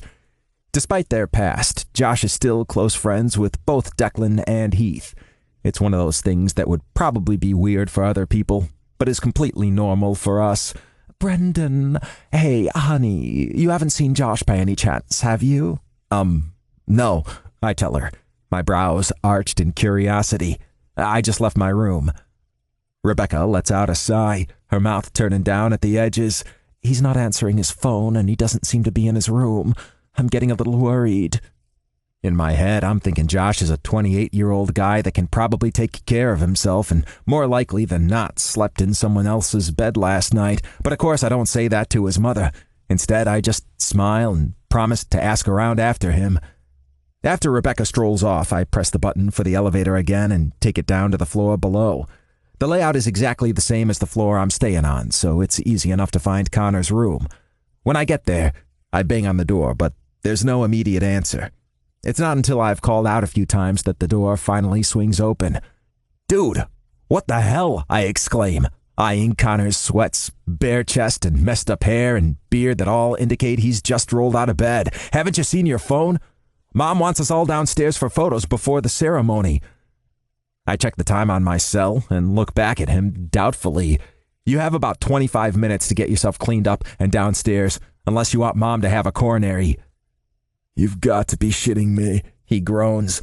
I shake my head. "Nope." "Oh, hey, have you seen Josh by any chance?" I doubt he has, considering he's clearly just woken up, but I promised Rebecca I'd ask around. "Josh?" Connor asks, his brows creeping up in what I'm guessing is confusion. "Yeah, you know, Josh Donovan." I just bumped into Rebecca, and she asked me to keep an eye out. Apparently, he's not in his room or answering his phone. Connor strokes a hand over his full beard. "Huh. Well, no, I haven't seen him. To be honest, I'm not sure I'd even recognize him if I did. Been a while since I caught up with any of the Donovans." I study him more closely. My brow creased in concern. "Why is your eye twitching like that?" "I'm low in calcium," he says matter-of-factly. Okay. My phone buzzes in my pocket, and I pull it out, smiling as I see it's a text from Wade. "Wade Anderson. Are you all dressed up yet? Bet you look hot as fuck in your suit." Drool emoji. Downstairs in 25, I warn Connor before exiting the room and responding to the text. Me. Photo. Wade. "Damn." Heart eyes emoji. "Wade. Probably a good thing I'm not there, or I'd be tearing that tux right off you." Wink emoji. Me. And then my mom would kill you for ruining her precious photos. LOL. Me. I do wish you were here, though. Sad emoji. Even though we've decided to tell my family about us, we didn't want our first family event after we spilled the beans to be someone else's wedding. I know Declan and Heath wouldn't care one bit if we stole some of their thunder, but I would. This is their day, and I don't want to take anything away from it. So we're waiting, and that means I have no date this weekend. Wade Anderson. Me too. By some miracle, Connor makes it downstairs in time for the photos, and all of Mom's pre-wedding plans, and then the ceremony go off without a hitch, although the reception isn't short of drama, but that's a story for another time. I'm not gonna lie. Seeing my brother up there, vowing to spend the rest of his life with his best friend, it does something to me. I've known for a while now that Heath was right about me having feelings for Wade, but it's clear to me now it's become even more than that. I'm completely, utterly in love with him, and I can think of nothing I want more than to spend the rest of my life with him and Baxter. The next morning, I head down to the hotel's restaurant for the breakfast buffet. As I approach the buffet line, I see Aiden looking a little worse for wear. "Wow, someone had a big night last night," I say, eyeing my brother with a raised brow. He looks like he's either been partying with a 70s rock band or has recently been turned into a vampire. His eyes are all bloodshot, his hair is a mess, and he clearly hasn't managed to shave this morning, not to mention how rumpled his clothes look. At my question, Aiden narrows his eyes in suspicion. "What are you talking about? Why would you say that?" My brows shoot up in surprise. Because you look like you didn't even get to bed?" His jaw tenses, but he otherwise ignores my remark and pushes past me to get to the buffet. I follow after him, frowning as I watch him slap scrambled eggs onto his plate as if he's pissed off at them or something. "You okay, man?" "Of course, why wouldn't I be?" "I don't know, you just seem a little tense." "I have no idea what you're talking about," he says, tossing a pair of tongs down and sending several pieces of bacon flying. I quickly fill up my plate with food and follow Aiden over to a table where Connor and Kate are already seated. "I miss runny eggs," Kate says, looking longingly at the fried eggs on my plate. I swear, once this baby's out of me, that's all I'm going to eat. And blue cheese. And sushi. And ham. Oh God, I miss ham. And here I thought your first indulgence would be champagne. Connor teases. Vodka. Kate corrects. That'll be easier for you to smuggle into the hospital. Connor offers a nod of reassurance. I'm on the case, Katie, don't you worry. I glance up from buttering my toast to notice Aiden is watching the doors to the dining room with a mixed expression of dread and anticipation. I shake my head and get back to my breakfast. I guess I know now why he looks like he's been up all night. But who did he hook up with to put him in this kind of mood? From my experience, sex generally leads to a pretty good mood the morning after. This is all very odd. Don't worry. I'm sure you'll forget about her the second you're back on the road, I tell him. He snaps his head back toward me, brows furrowed in confusion. What? I shrug. Whatever girl you're pining after. I'm not pining after anyone. Aiden growls, getting to his feet. Mind your own fucking business. And with that, he storms away from the table and out of the restaurant, leaving his breakfast pretty much untouched. I exchange glances with Connor and Kate, both of whom wear matching expressions of surprise. Okay, what the hell was that? Kate asks. Just putting this out there, Connor says. Is there any chance there's some kind of Freaky Friday situation going on, and Aiden swapped bodies with Liam? I tap a finger against my chin in thought. That does seem like the likeliest possibility. Kate rolls her eyes. You guys are idiots. Chapter 21. Wade. Daddy, is BB your boyfriend? The picture book I'm holding slips from my hands and flops half on my outstretched leg, half on Baxter's comforter. I hastily retrieve it and glance at Baxter to find his wide, curious eyes fixed on me. Why are you asking me that? I make sure to keep my tone casual, although I have to admit I'm freaking out a little on the inside. Has he somehow intuited what's going on with me and Brendan, or has someone told him? Miss Jenny has a boyfriend. He's tall and brings food sometimes for her to eat, and he drives a truck like BB, and he has brown hair. I have to bite my lip to stop from laughing. And do you think that's what a boyfriend is? Someone who's tall with brown hair and drives a truck and brings food? Baxter nods, his expression full of 5-year-old reasoning. Yes. I decide there's no point in trying to lie right now. Brendan and I will be going public with our relationship very soon, and it's important Baxter is completely comfortable with the situation. Those things aren't what makes a boyfriend, I explain. A boyfriend is like a friend. A best friend. Who's a boy. I am really not doing this properly. Wyatt's my best friend and he's a boy, Baxter says excitedly. Does that mean he's my boyfriend too? No. Boyfriends are for grown-ups.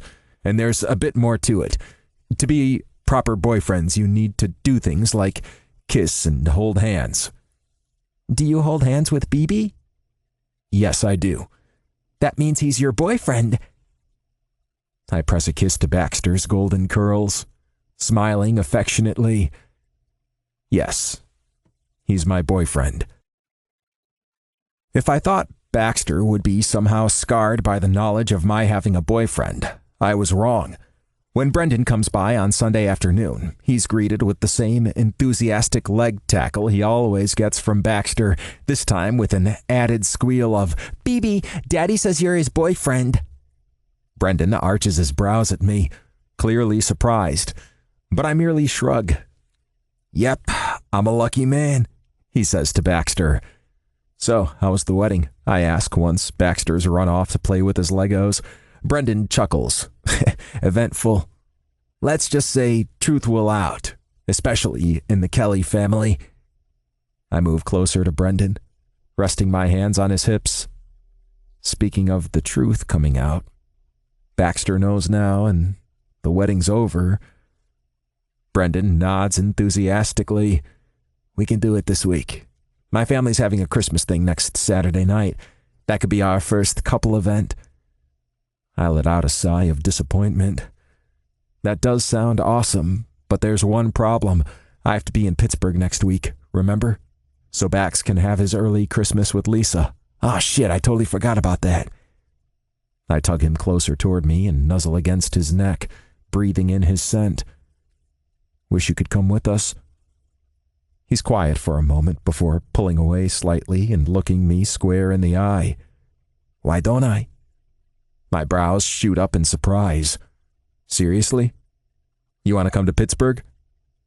Brendan shrugs. I've never been before. You can show me around. And I hate the idea of you hanging out on your own while Bax is off with his mom. Besides, it was bad enough not seeing you all Friday and yesterday.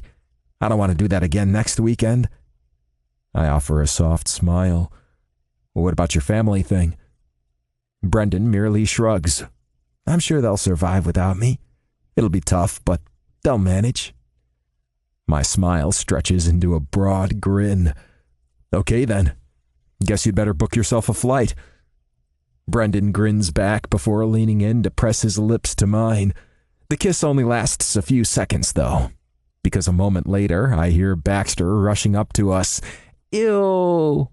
I glance down at him, my brow creased in concern as I see the disgusted expression on my son's face. Why, ew? Grown-ups kissing is gross. Brendan. What's this? Liam asks, eyeing the pizza box in my arms with suspicion. Can a guy bring his favorite brother a pizza out of the blue for no apparent reason? Okay, now I know something is definitely up, he says with a grumble, but nonetheless steps aside and motions for me to enter his house. Where are Melinda and the kids? I ask, glancing around at the unusually quiet house. Melinda's with Eden at a gymnastics thing. Logan's finishing up a project at a friend's house, and Wyatt... He's cut off by the sound of a loud crash coming from somewhere overhead. Wyatt's playing nicely by himself upstairs. I give a wry shake of my head and follow after Liam into the kitchen. So what's up? He asks, handing me a beer before sitting down opposite me at the table to attack the pizza. I want to take on more Staten Island jobs. What? Liam's head snaps up, his brow furrowed in confusion. You hate doing jobs over here. Every time I ask you to take the lead on a job here, you bitch about it nonstop. Oh, what was the point of even expanding into Manhattan? Oh, what are all my city clients going to do without me? Yada, yada, yada. Okay, first of all, I sound nothing like that, I say, flashing him an annoyed look. And secondly, the only reason I don't usually like working out here is because of the commute. But I'm planning to move back here, so that won't be an issue. The bottom of Liam's beer bottle lands on the table with a heavy thunk. You're what? I pin him with a steady look. You heard me. It's something I've been thinking about a lot recently. I've come to absolutely loathe going home to my place in the city now, because it means leaving Wade and Baxter. But at least when I'm working on the house on Staten Island, I get to see them. It's been habit for me to hang out at Amy's place after work for months now, and more recently, I've been staying later and later, eating dinner, helping with Baxter's bedtime, spending time with Wade after Bax is asleep. I love it. When I'm working in the city, though, like I will be the next couple days, it really drives home the distance that's still there between us. The chances of me getting to Staten Island at any time after work this week are slim at best, but at least we still have cell phones. And our trip next weekend to look forward to. Bren, it's taken us years to develop the Manhattan side of this business, Liam points out. And now, what, you just want to abandon it? I shake my head. No, of course not. Manhattan is mostly smaller jobs anyway. The city guys can cover the bulk of it, and we can get subcontractors if we need, and I can still go back for the odd job now and then. But I want to be based here. Brendan... Liam lets out a heavy breath, shaking his head slowly. What the hell's brought this on? You couldn't wait to move into the city a few years ago. I want to be close to Wade and Baxter, I say simply. Liam's features morph and twist with confusion as he tries to figure out what exactly is going on. He looks like he's about to strain his face muscles, so I decide to help him out. We're together. Who's together? Me and Wade. If anything, this just seems to make him even more confused. What? Together how? I roll my eyes. How do you think? Is this? Liam glances around, as if some invisible person might pop out and help him handle this situation better. Are you coming out to me right now? I sigh. No, I'm not gay. I'm not anything. I'm just a guy who happens to love another guy. Wow. He runs a hand through his hair, clearly still in a state of shock. Okay then. I guess we can hammer out the details over the break. Get it set up for the new year. Chapter 22. Wade. What are you talking about? I thought we'd agreed. There's a weighted pause on the other end of the line as I wait for Lisa to offer her explanation. It just doesn't work for me. My jaw tenses at the lame excuse, but I manage not to lose my cool. Lisa, everything's booked for this weekend. Baxter's so excited to be having an early Christmas with you. He's all packed and everything. Something's come up. I'm sorry. I close my eyes, stealing my temper. Okay. Can you get down here next week? I'll pay for the flight if you need. Lisa scoffs into the phone. There's no way that's going to happen. I stare out the large picture window into the snow-covered yard, my fingers absently tapping against the stone counter. So, what? He won't get to see you till next year? About that.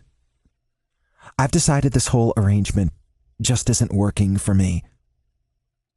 A giant ball of fear starts rolling around in my gut as I work through the implications of her words. She wants custody. She's going to go to court. She's going to win. Mothers always win. What do you mean?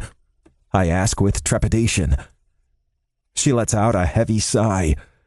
I just really need to focus on myself right now, Wade. I'm building a new life, and I just don't really have room for a kid in it. Wait. What?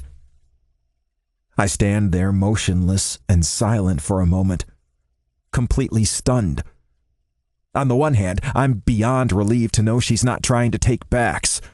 But what she's saying just doesn't make sense to me. What are you saying here, Lisa? I finally managed to ask. Are you telling me you don't want to be a part of his life? At all? I've had my lawyer draw up papers to sign over all parental rights to you. I'll have no next of kin or power of attorney claims. It'll all be on you. And no, I don't want to be in his life. Lisa, please don't do this. You know I never wanted to be a mother, Wade, and you know how much I struggled with it. You're a good dad. One day I'm sure you'll see this is for the best. How am I supposed to tell Baxter his mom doesn't want to see him anymore? I'm sure you'll think of something. Look, I've got to go. You'll have those papers shortly. Lisa, wait. But she's already gone. I let out a scathing curse and toss my cell onto the counter. Glancing up, I see Amy standing in the doorway, a scowl marring her features. Shit. Bax didn't hear any of that, did he? She shakes her head. He's playing with his dinosaurs in his room. I let out a sigh of relief and round the counter to slump into one of the kitchen chairs, burying my face in my hands. I feel Amy's hand rubbing soothingly over my shoulders. I'm so sorry, sweetie. I can't believe we've gotten here, I say, finally glancing up. I mean, 2 years ago everything seemed perfect. We were happy. I never could have imagined it getting to this. Amy's brow furrows, and she lowers herself into the seat next to me. Are you saying you regret the divorce? You miss Lisa? I shake my head adamantly. No, of course not. I let out a heavy breath as I attempt to gather my thoughts. I guess it just makes me sad that someone I used to love so much can make me so angry. And it scares me because what if that happens again? Amy rubs a hand over my shoulder. Hate to point out the obvious, but Brendan's not Lisa. I let out a soft chuckle. Yeah, thanks, sis, I know that. God, I think if anything, I love him even more than I ever loved Lisa. But that just makes it even scarier. Amy frowns, her eyes fixed determinedly on mine. Just promise me you won't do anything stupid. Brendan. Wade Anderson. I just realized. I don't know what number your apartment is. I stare at the message in confusion before shrugging and sending a reply. Me. It's 24. Why? I don't get a reply text, but the buzzer for my door sounds, letting me know that either Wade is downstairs or there's some really freaky coincidence going on. Wade? I ask through the intercom. Yeah, it's me. Can I come up? Yeah, sure. I unlock the door for him and then proceed to wander aimlessly around my living room as I wait for him to get up to my apartment, my brain a whirl of confused thoughts. It's almost 9 p.m. on a Wednesday night, so to say this visit is unexpected is a bit of an understatement. It's a pleasant surprise, though, even if it is confusing the hell out of me. I've been working in Manhattan all this week, so Wade and I haven't seen each other in person since Sunday. I never imagined I'd say this, but I seriously can't wait until I move back to Staten Island and we can be closer. The second I open the door, I know something's wrong. He's completely agitated, and he won't look me in the eye. What is it? What's wrong? Brendan, listen. He shakes his head, still not able to look at me. I came here because I thought you deserved for me to do this in person. Do what in person? I ask warily. Jesus, will you fucking look at me at least? He finally looks up, and when his eyes meet mine, all I see is pain and heartache, causing my insides to fill with dread. I think it's time for us to end this, he says, his words barely even a whisper, before it gets out of hand.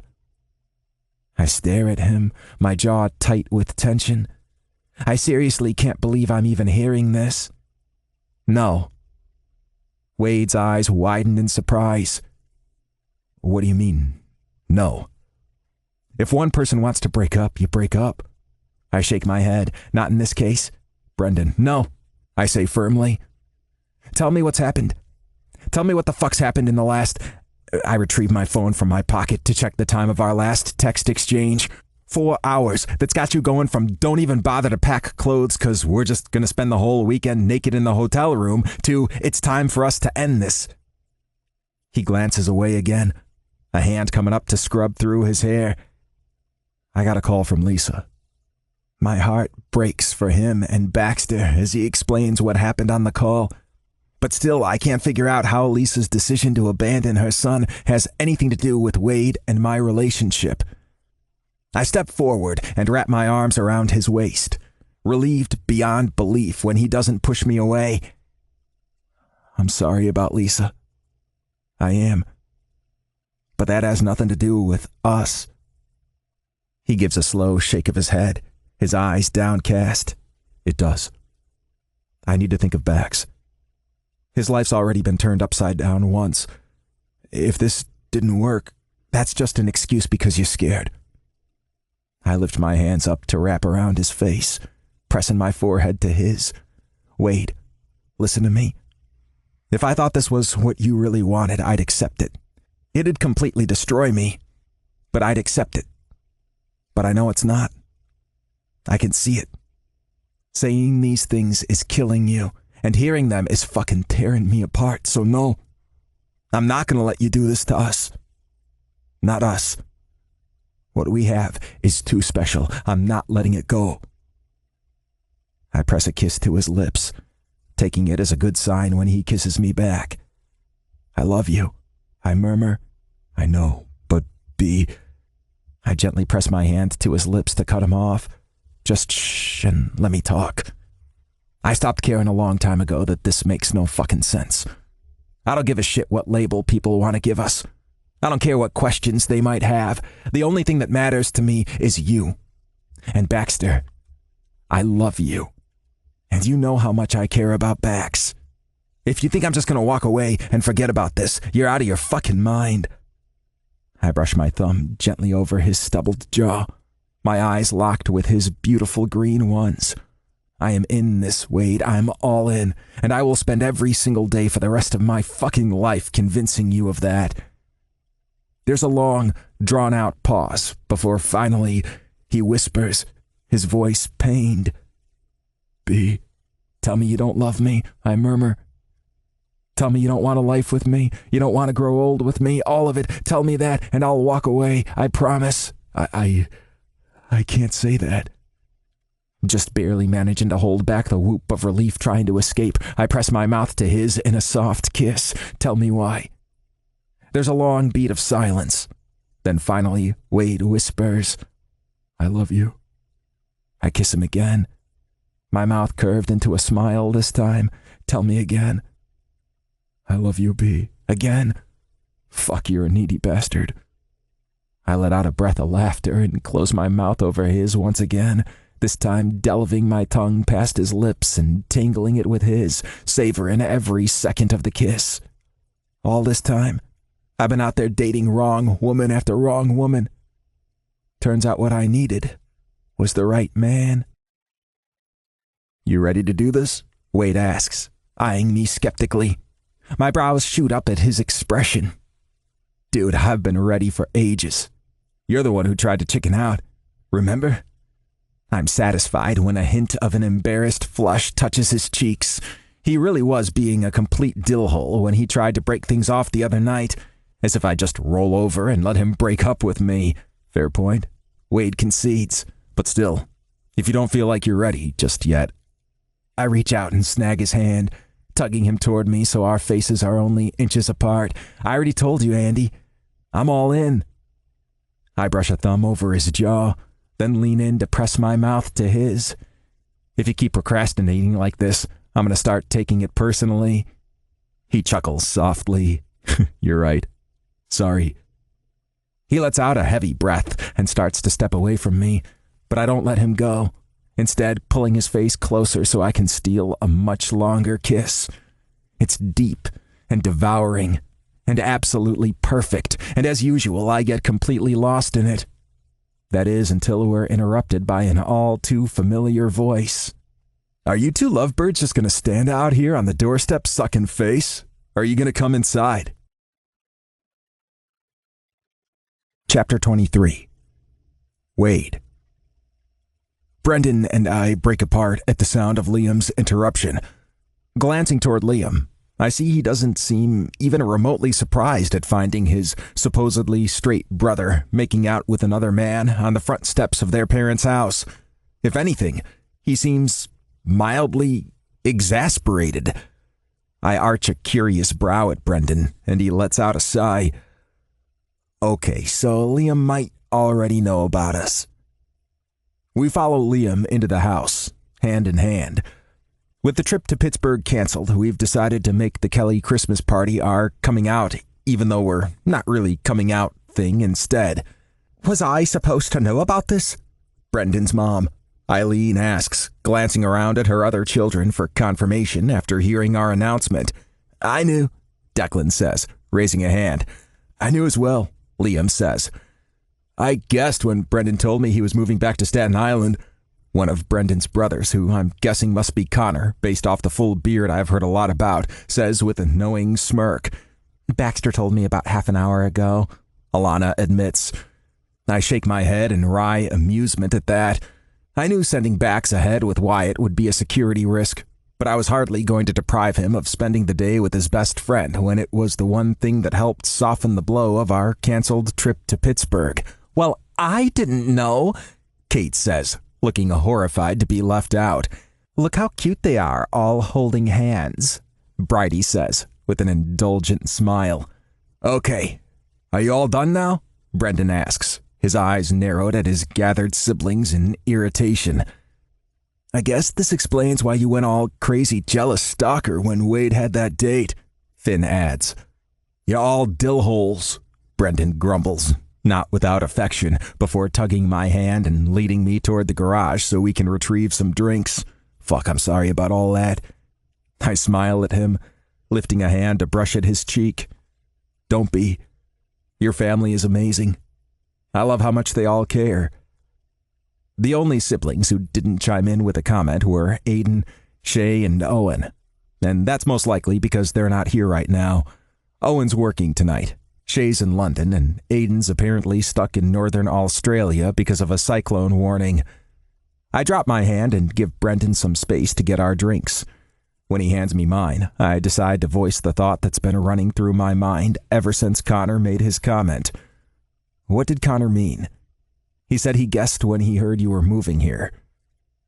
Brendan's smile is shy and tentative. He takes a sip of his beer before answering. Well, I've decided to move here, and Connor's relocating to New York, so he's taken over my lease. That's how he knew about it. I'm absolutely floored. But what about work? Once you finish my place, you'll be back to running the Manhattan side of things, won't you? That's the other thing. I'm going to be doing more work out here, and we're scaling back a bit in the city. That's how Liam knew about us. But Brendan gives a wry shake of his head. Andy, this isn't really up for discussion. I love you. I love Bax. I want to be close to you both. There's so much love for this man bubbling inside me, I can barely contain it. Somehow I manage to keep things to a reasonably chaste kiss. You're amazing, I murmur. Yeah, I know. The next few days pass in a complete blur, and before I know it, it's Christmas Eve. Bax seems to have recovered okay from the disappointment of not seeing his mom last weekend, and he hasn't asked for her since then, but I'm well aware that once the excitement of Christmas passes, that situation could definitely change. Fortunately, I'll have help dealing with it. With both of us on Christmas break, Brendan and I have been able to spend a ton of time together this week, and it's been amazing. But still, it doesn't feel like enough. Is that crappy Phonios take video? Brendan asks as he clears the dinner table, bringing the dirty dishes over to the sink for me to wash. I need to see his reaction tomorrow morning. I can't help a soft chuckle from escaping my lips. Baxter's just spent our entire dinner yammering on about what Santa's going to bring and what food he should leave out for him and the reindeer. I pull my hands out of the soapy water and dry them on a dishcloth before turning to Brendan. Maybe you should stay here tonight, so you can see for yourself in the morning. Brendan's brows shoot up in surprise. Seriously? I reach out to wrap my arms around his waist, and he doesn't hesitate to step further into my embrace. Actually, I've been thinking, how would you feel about living here? With me? Us? Here? Would Amy be okay with that? I've checked with her, and she's fine with it. It'd only be for a month or so anyway, until the house is finished. His mouth stretches into a wide grin. And once the house is finished... Well, I ended up going for the his and hers sinks in the bathroom. Or his and his, as it happens. Brendan chuckles, leaning forward to press his lips gently to mine. Yes, definitely, I want to live with you. And I want to stay tonight. Daddy! BB! Baxter calls as he comes rushing around the corner and just barely stops short of colliding with us. Brendan lets out a soft chuckle. Guess I'm gonna have to get used to that. I offer a wry grin. Yup. Daddy, can BB read me my story tonight? I exchange a glance with Brendan, who smiles indulgently. Sure, but you need to brush your teeth and go potty first. I already went. Well, go again. Once Baxter is ready for bed and settled at Brendan's side with his chosen book, I press a kiss to his blonde head and say goodnight. I'm about to leave the room when he calls after me. Daddy, can Santa bring me a brother or a sister? My eyes widen and I shoot a quick glance at Brendan, who looks equally alarmed. I don't think so, buddy. Santa doesn't bring babies. But my friend Samantha got a brother at Christmas last year, Baxter says with a pout. I think that was a coincidence, buddy, Brendan says. Your dad's right, Santa doesn't bring babies. They grow in cabbage patches. Baxter's eyes light up. Daddy, can we grow a cabbage patch? Not right now. It's too cold outside. Baxter nods sagely. Of course, we don't want my brother or sister to be cold. With an amused shake of my head, I leave Brendan and Baxter to their reading and head back to the kitchen to finish the dishes. Cabbage patches? Really? I ask when Brendan finally joins me in the living room after reading Baxter what must have been about 8 stories. I panicked. I shake my head in amusement. Come on, time to play Santa. You're gonna have to be quieter, I tell Brendan after he lets out yet another loud groan. You're gonna have to be not so good at sucking my cock. He shoots back. I let out a breath of laughter and go back to swiping my tongue over the head of his cock, lapping up the drops of pre-cum that have collected there. But another loud groan from Brendan has me moving to plan B. Okay, roll over, facing the mattress. Brendan does what I ask, likely just as aware as I am that both my son and sister are sleeping nearby. I run my palms over the firm, round ass in front of me, finding it almost impossible to believe there was ever a time I found a picture of this to be a complete turnoff, as if every single inch of Brendan isn't the sexiest thing in the world. Parting his cheeks, I swipe my tongue over his crease before swirling it around the rim of his hole. This time, Brendan's groans are muffled by the mattress, but I can nevertheless tell he's well and truly enjoying what I'm doing. Spurred on, I continue to lick at his hole, flattening my tongue and pushing it inside. He bucks and writhes on the bed, pushing back against my mouth as if seeking more, and I happily give it to him. Fuck, I need your cock in me, Andy, he gasps, managing to keep the request to a whisper. Please just get inside me. I can't deny him. Not that I really want to, so I tear my mouth away and hastily slather some lube over my cock before stretching my body out over Brendan and burying myself inside him. I tug at his hair and slam my lips to his, kissing him greedily as I fuck him in exactly the same way. Rough. Hard. Desperate. I am never going to get tired of the feeling of being buried in Brendan's ass, completely enveloped in his tight heat. And I'm never going to get sick of taking him inside me. So I guess it's a good thing we've got the rest of our lives. BB, you're still here! It's the excited wailing Brendan and I wake up to the following morning at about 5 a.m. Of course I'm still here, Brendan says, sounding far too chipper for this early. Bax, it's too early for you to be up, I chide. But I want to see what Santa left me. I run a hand over my face. Breathing out a sigh of relief, Brendan and I thought to put out the presents before we went to bed. Otherwise, there's no way I'd have remembered, and I'd be dealing with one very upset 5-year-old this morning. Okay, Bax, why don't you wait outside for a sec, and then BB and I will come down with you to see what presents you got. His little face creases in confusion. Why? Because we're both naked right now? But of course, I don't say that. Instead, falling back on the old, because I said so. Baxter shrugs and starts leaving my room. Before he gets to the door, he turns back and asks Brendan, BB, are you staying forever? Forever and ever, Brendan tells him with a fond smile. Epilogue. Brendan. B. Hey, wake up. The words are fuzzy and confusing, and there's a sea lion shaking my shoulder and licking my face. Why the hell is a sea lion licking me? And how is it shaking me with its fin? Brendan. I finally recognize the voice belongs to Wade, not a sea lion, which makes a lot more sense. I roll over onto my stomach and push the comforter down to reveal my bare ass before laying my head back on the pillow, my eyes still closed. I'll wake up once you put your cock in me. Promise. As tempting as that sounds, I didn't wake you up for sex. Well, then why the hell'd you wake me up? I growl. Wade lets out a soft chuckle. I can't believe you didn't hear your phone going off. Finally, I snap my eyes open and stare at Wade. My alarm went off. It's morning? He shakes his head. Not your alarm. Your family chat's been going crazy. Kate's in labor. I bolt upright, now completely awake. But she's not due for 2 more weeks, and she promised it would be during the day, on a Saturday. She scheduled the whole thing. Wade shrugs. Well, I guess your nephew had other plans. He hands me my phone, and I scroll through the messages in our family WhatsApp chat. Kate Kelly. Don't want to alarm anyone, but I'm in labor. Shay Kelly reply to Kate Kelly. But you're not due for 2 more weeks. Kate Kelly reply to Shay Kelly. I know that. Eileen Kelly reply to Kate Kelly. Are you sure it's not Braxton Hicks? Kate Kelly reply to Eileen Kelly. There's amniotic fluid all over my kitchen floor, so pretty sure.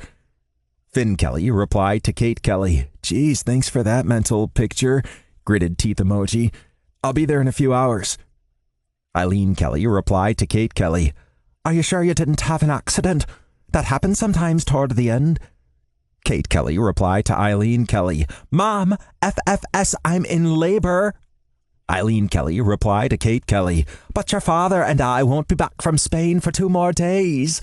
Sad emoji. Shay Kelly replied to Eileen Kelly. Maybe it'll be a really long labor and you'll get there just in time. Wink emoji. Kate Kelly replied to Shay Kelly. Middle finger emoji. I'm going to hold you personally responsible if that's what happens. Alana Martin Kelly replied to Eileen Kelly. Mom, I still have no idea why you guys would go on a trip so close to the birth. It's your own fault if you miss it. Alana Martin Kelly replied to Kate Kelly. I'm just a few minutes away, sweetie. Be there soon. Eileen Kelly replied to Alana Martin Kelly. This trip was booked a year ago, and it's not as though this pregnancy was planned, was it, Caitlin? Kate Kelly replied to Eileen Kelly. Eye roll emoji. It's really time to get over that, Mom. Connor Kelly replied to Kate Kelly. So you're not having a C-section anymore? I thought you were freaking out about a giant baby head tearing apart your lady bits. Kate Kelly. Can the next person who sees Connor please knee him in the balls? Alana Martin Kelly replied to Kate Kelly. I'll do it. Bridie Coughlin replied to Kate Kelly. I'll do it. Liam Kelly replied to Kate Kelly. Melinda says she'll do it. Geez. Wouldn't want to be Connor right now, I say with a chuckle, setting my phone down. I slide off the bed and quickly dress, and Wade does the same. Once we're dressed, Wade checks in with Amy to make sure she's okay to drop Baxter at school in the morning. Yes, we're still at Amy's. The rebuild should be completely finished and ready to be moved into in a few weeks' time, but for now, we're lucky Wade has such an awesome sister. How are we going to get there? Wade asks as we're pulling on our coats. It's the middle of the night. The ferry's closed. I'll drive. She's in Brooklyn, so it'll be quicker to take the bridge anyway. By the time we get to the hospital, Kate has been moved to a delivery room. Contrary to Shay's prediction, it seems her labor has progressed very rapidly, and it's lucky we were even able to make it in time. Mom and Dad never stood a chance. I'm actually surprised we don't get kicked out of the ward with all the whooping and cheering that erupts when Alana comes out of the delivery room to tell us the baby's arrived safely. We still have to wait a bit before we can go see Kate and the baby, but once we get the all clear, we all pile into Kate's hospital room, eager for a glimpse of the newest Kelly. I have to chuckle to myself when I hear the nurse telling Kate that they really prefer to keep visitors to 2 or 3 at a time, and Kate's firm reply that she wants all of us. Everyone, this is Dylan, Kate says, beaming down at her baby son. Dylan, these are all the lunatics you're related to. Good luck with them. Dylan, huh? Is it spelled the Irish way or the Welsh way? Shay asks. Kate rolls her eyes. It's spelled the normal way. And I don't want to hear anything about it. I know what it's like to go through life having your name spelled wrong all the time. I wasn't about to do that to my kid. Shay holds his palms up in a placating gesture. Wasn't going to say anything. We pass the baby around between us, all fawning over his cute little nose and chubby cheeks and teeny tiny hands. After about 45 minutes, though, it's clear Kate is struggling to stay awake, and it's time for us to disperse. I'm going to head down and get a coffee, I tell Wade. You want one? Yeah, thanks. Hey, Bren, can you get me one? Heath calls as I'm leaving the room. Sorry, I have a strict only get coffee for people who give me blowjobs policy. Well, shit, if that's what it's going to take, Heath teases, taking a step toward me. Yeah, I don't think so, buddy, Wade says, putting his arm out to block Heath. Okay, all of you idiots need to get out, Alana calls. Mama needs rest. We all file out of the room, and I turn to Wade. I'm just going to duck downstairs and get the coffees. You want to come with or stay here? I'll stay here. I want to call and check how Amy did getting Bax to school. I nod and give him a quick kiss on the cheek before heading in the direction of the elevators. On my return to the maternity floor, coffees in hand, I notice Connor slumped in one of the waiting room chairs, and he looks like he's about to be sick. I approach him cautiously, my brow creased in concern. You okay, Con? No one actually kneed you in the balls, did they? He doesn't answer me, instead merely staring straight ahead with a glazed look in his eyes. He mutters something that I don't quite catch the first time, but the second time I hear the word son. My brows shoot up. Yeah, Kate has a son, hard to believe it. He looks straight at me then, and it seems as though he's literally just noticed I'm even there. With an annoyed grunt, he gets to his feet and stalks off. I shake my head in complete bafflement, but I have no energy to wonder what the hell that was about. I scan my eyes around the waiting room and then down the hallway that leads to Kate's room, but I can't see Wade anywhere. I'm assuming he's just gone for a piss or something, so I decide to venture back to Kate's room on the chance there's no one in there and I can snag some bonus cuddle time with my new nephew. When I get to the room, however, I find my boyfriend seems to have had the exact same idea as me. Kate is snoozing in the hospital bed, and the only other occupants of the room are Wade, who's sitting in a chair by the window, and Dylan, who Wade is holding in his arms. My heart fills to bursting at the sight of it. I've seen Wade step into dad mode countless times. The way he interacts with Baxter is so beautiful to watch, and it's one of the many reasons I love him so much. But watching him cradle my tiny nephew so gently is making me envision an entirely new future for us. I can feel you staring at me, B, he says in a whisper so as not to wake Kate or the baby. Are you actually going to come in or just stand there? Letting out a breath of laughter, I venture into the room and set Wade's coffee down on a table next to his chair. Sorry, I couldn't help it. I saw you holding the baby and kind of let my mind run away from me. Yeah, where did it go? I hesitate for a moment before asking, have you ever thought about doing it all again? From the beginning? With you? His beautiful eyes light up with warmth and affection as he says, just tell me when. Another epilogue. Wade. Okay, B, I think you can go a little faster than this. At this rate, it's going to take about 6 hours for us to get home. Are you kidding me? Do you want me to have an accident? Of course not. But you know, some accidents are caused by drivers going needlessly slow. What? He exclaims, his head jolting slightly, hands tightening on the wheel. Okay, you seriously need to chill. Just drive normally and we'll be fine. Or would you rather we switch places? Yeah, that might be a good idea, he concedes. I can get in the back, in case she wakes up. She is our new baby daughter. She came into the world yesterday, and now we're driving back home from Albany, where she was born. Brendan manages to pull onto the side of the road without having a panic attack and carefully shuts off the engine.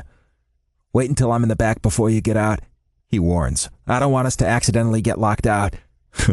I let out a soft chuckle, reminding myself the newborn stage is completely new to Brendan and a little neurosis is completely natural. I remember the first few days after Baxter was born, I sat guard next to his bassinet every time he was asleep, because I couldn't quite trust he'd be able to breathe on his own without me there with him.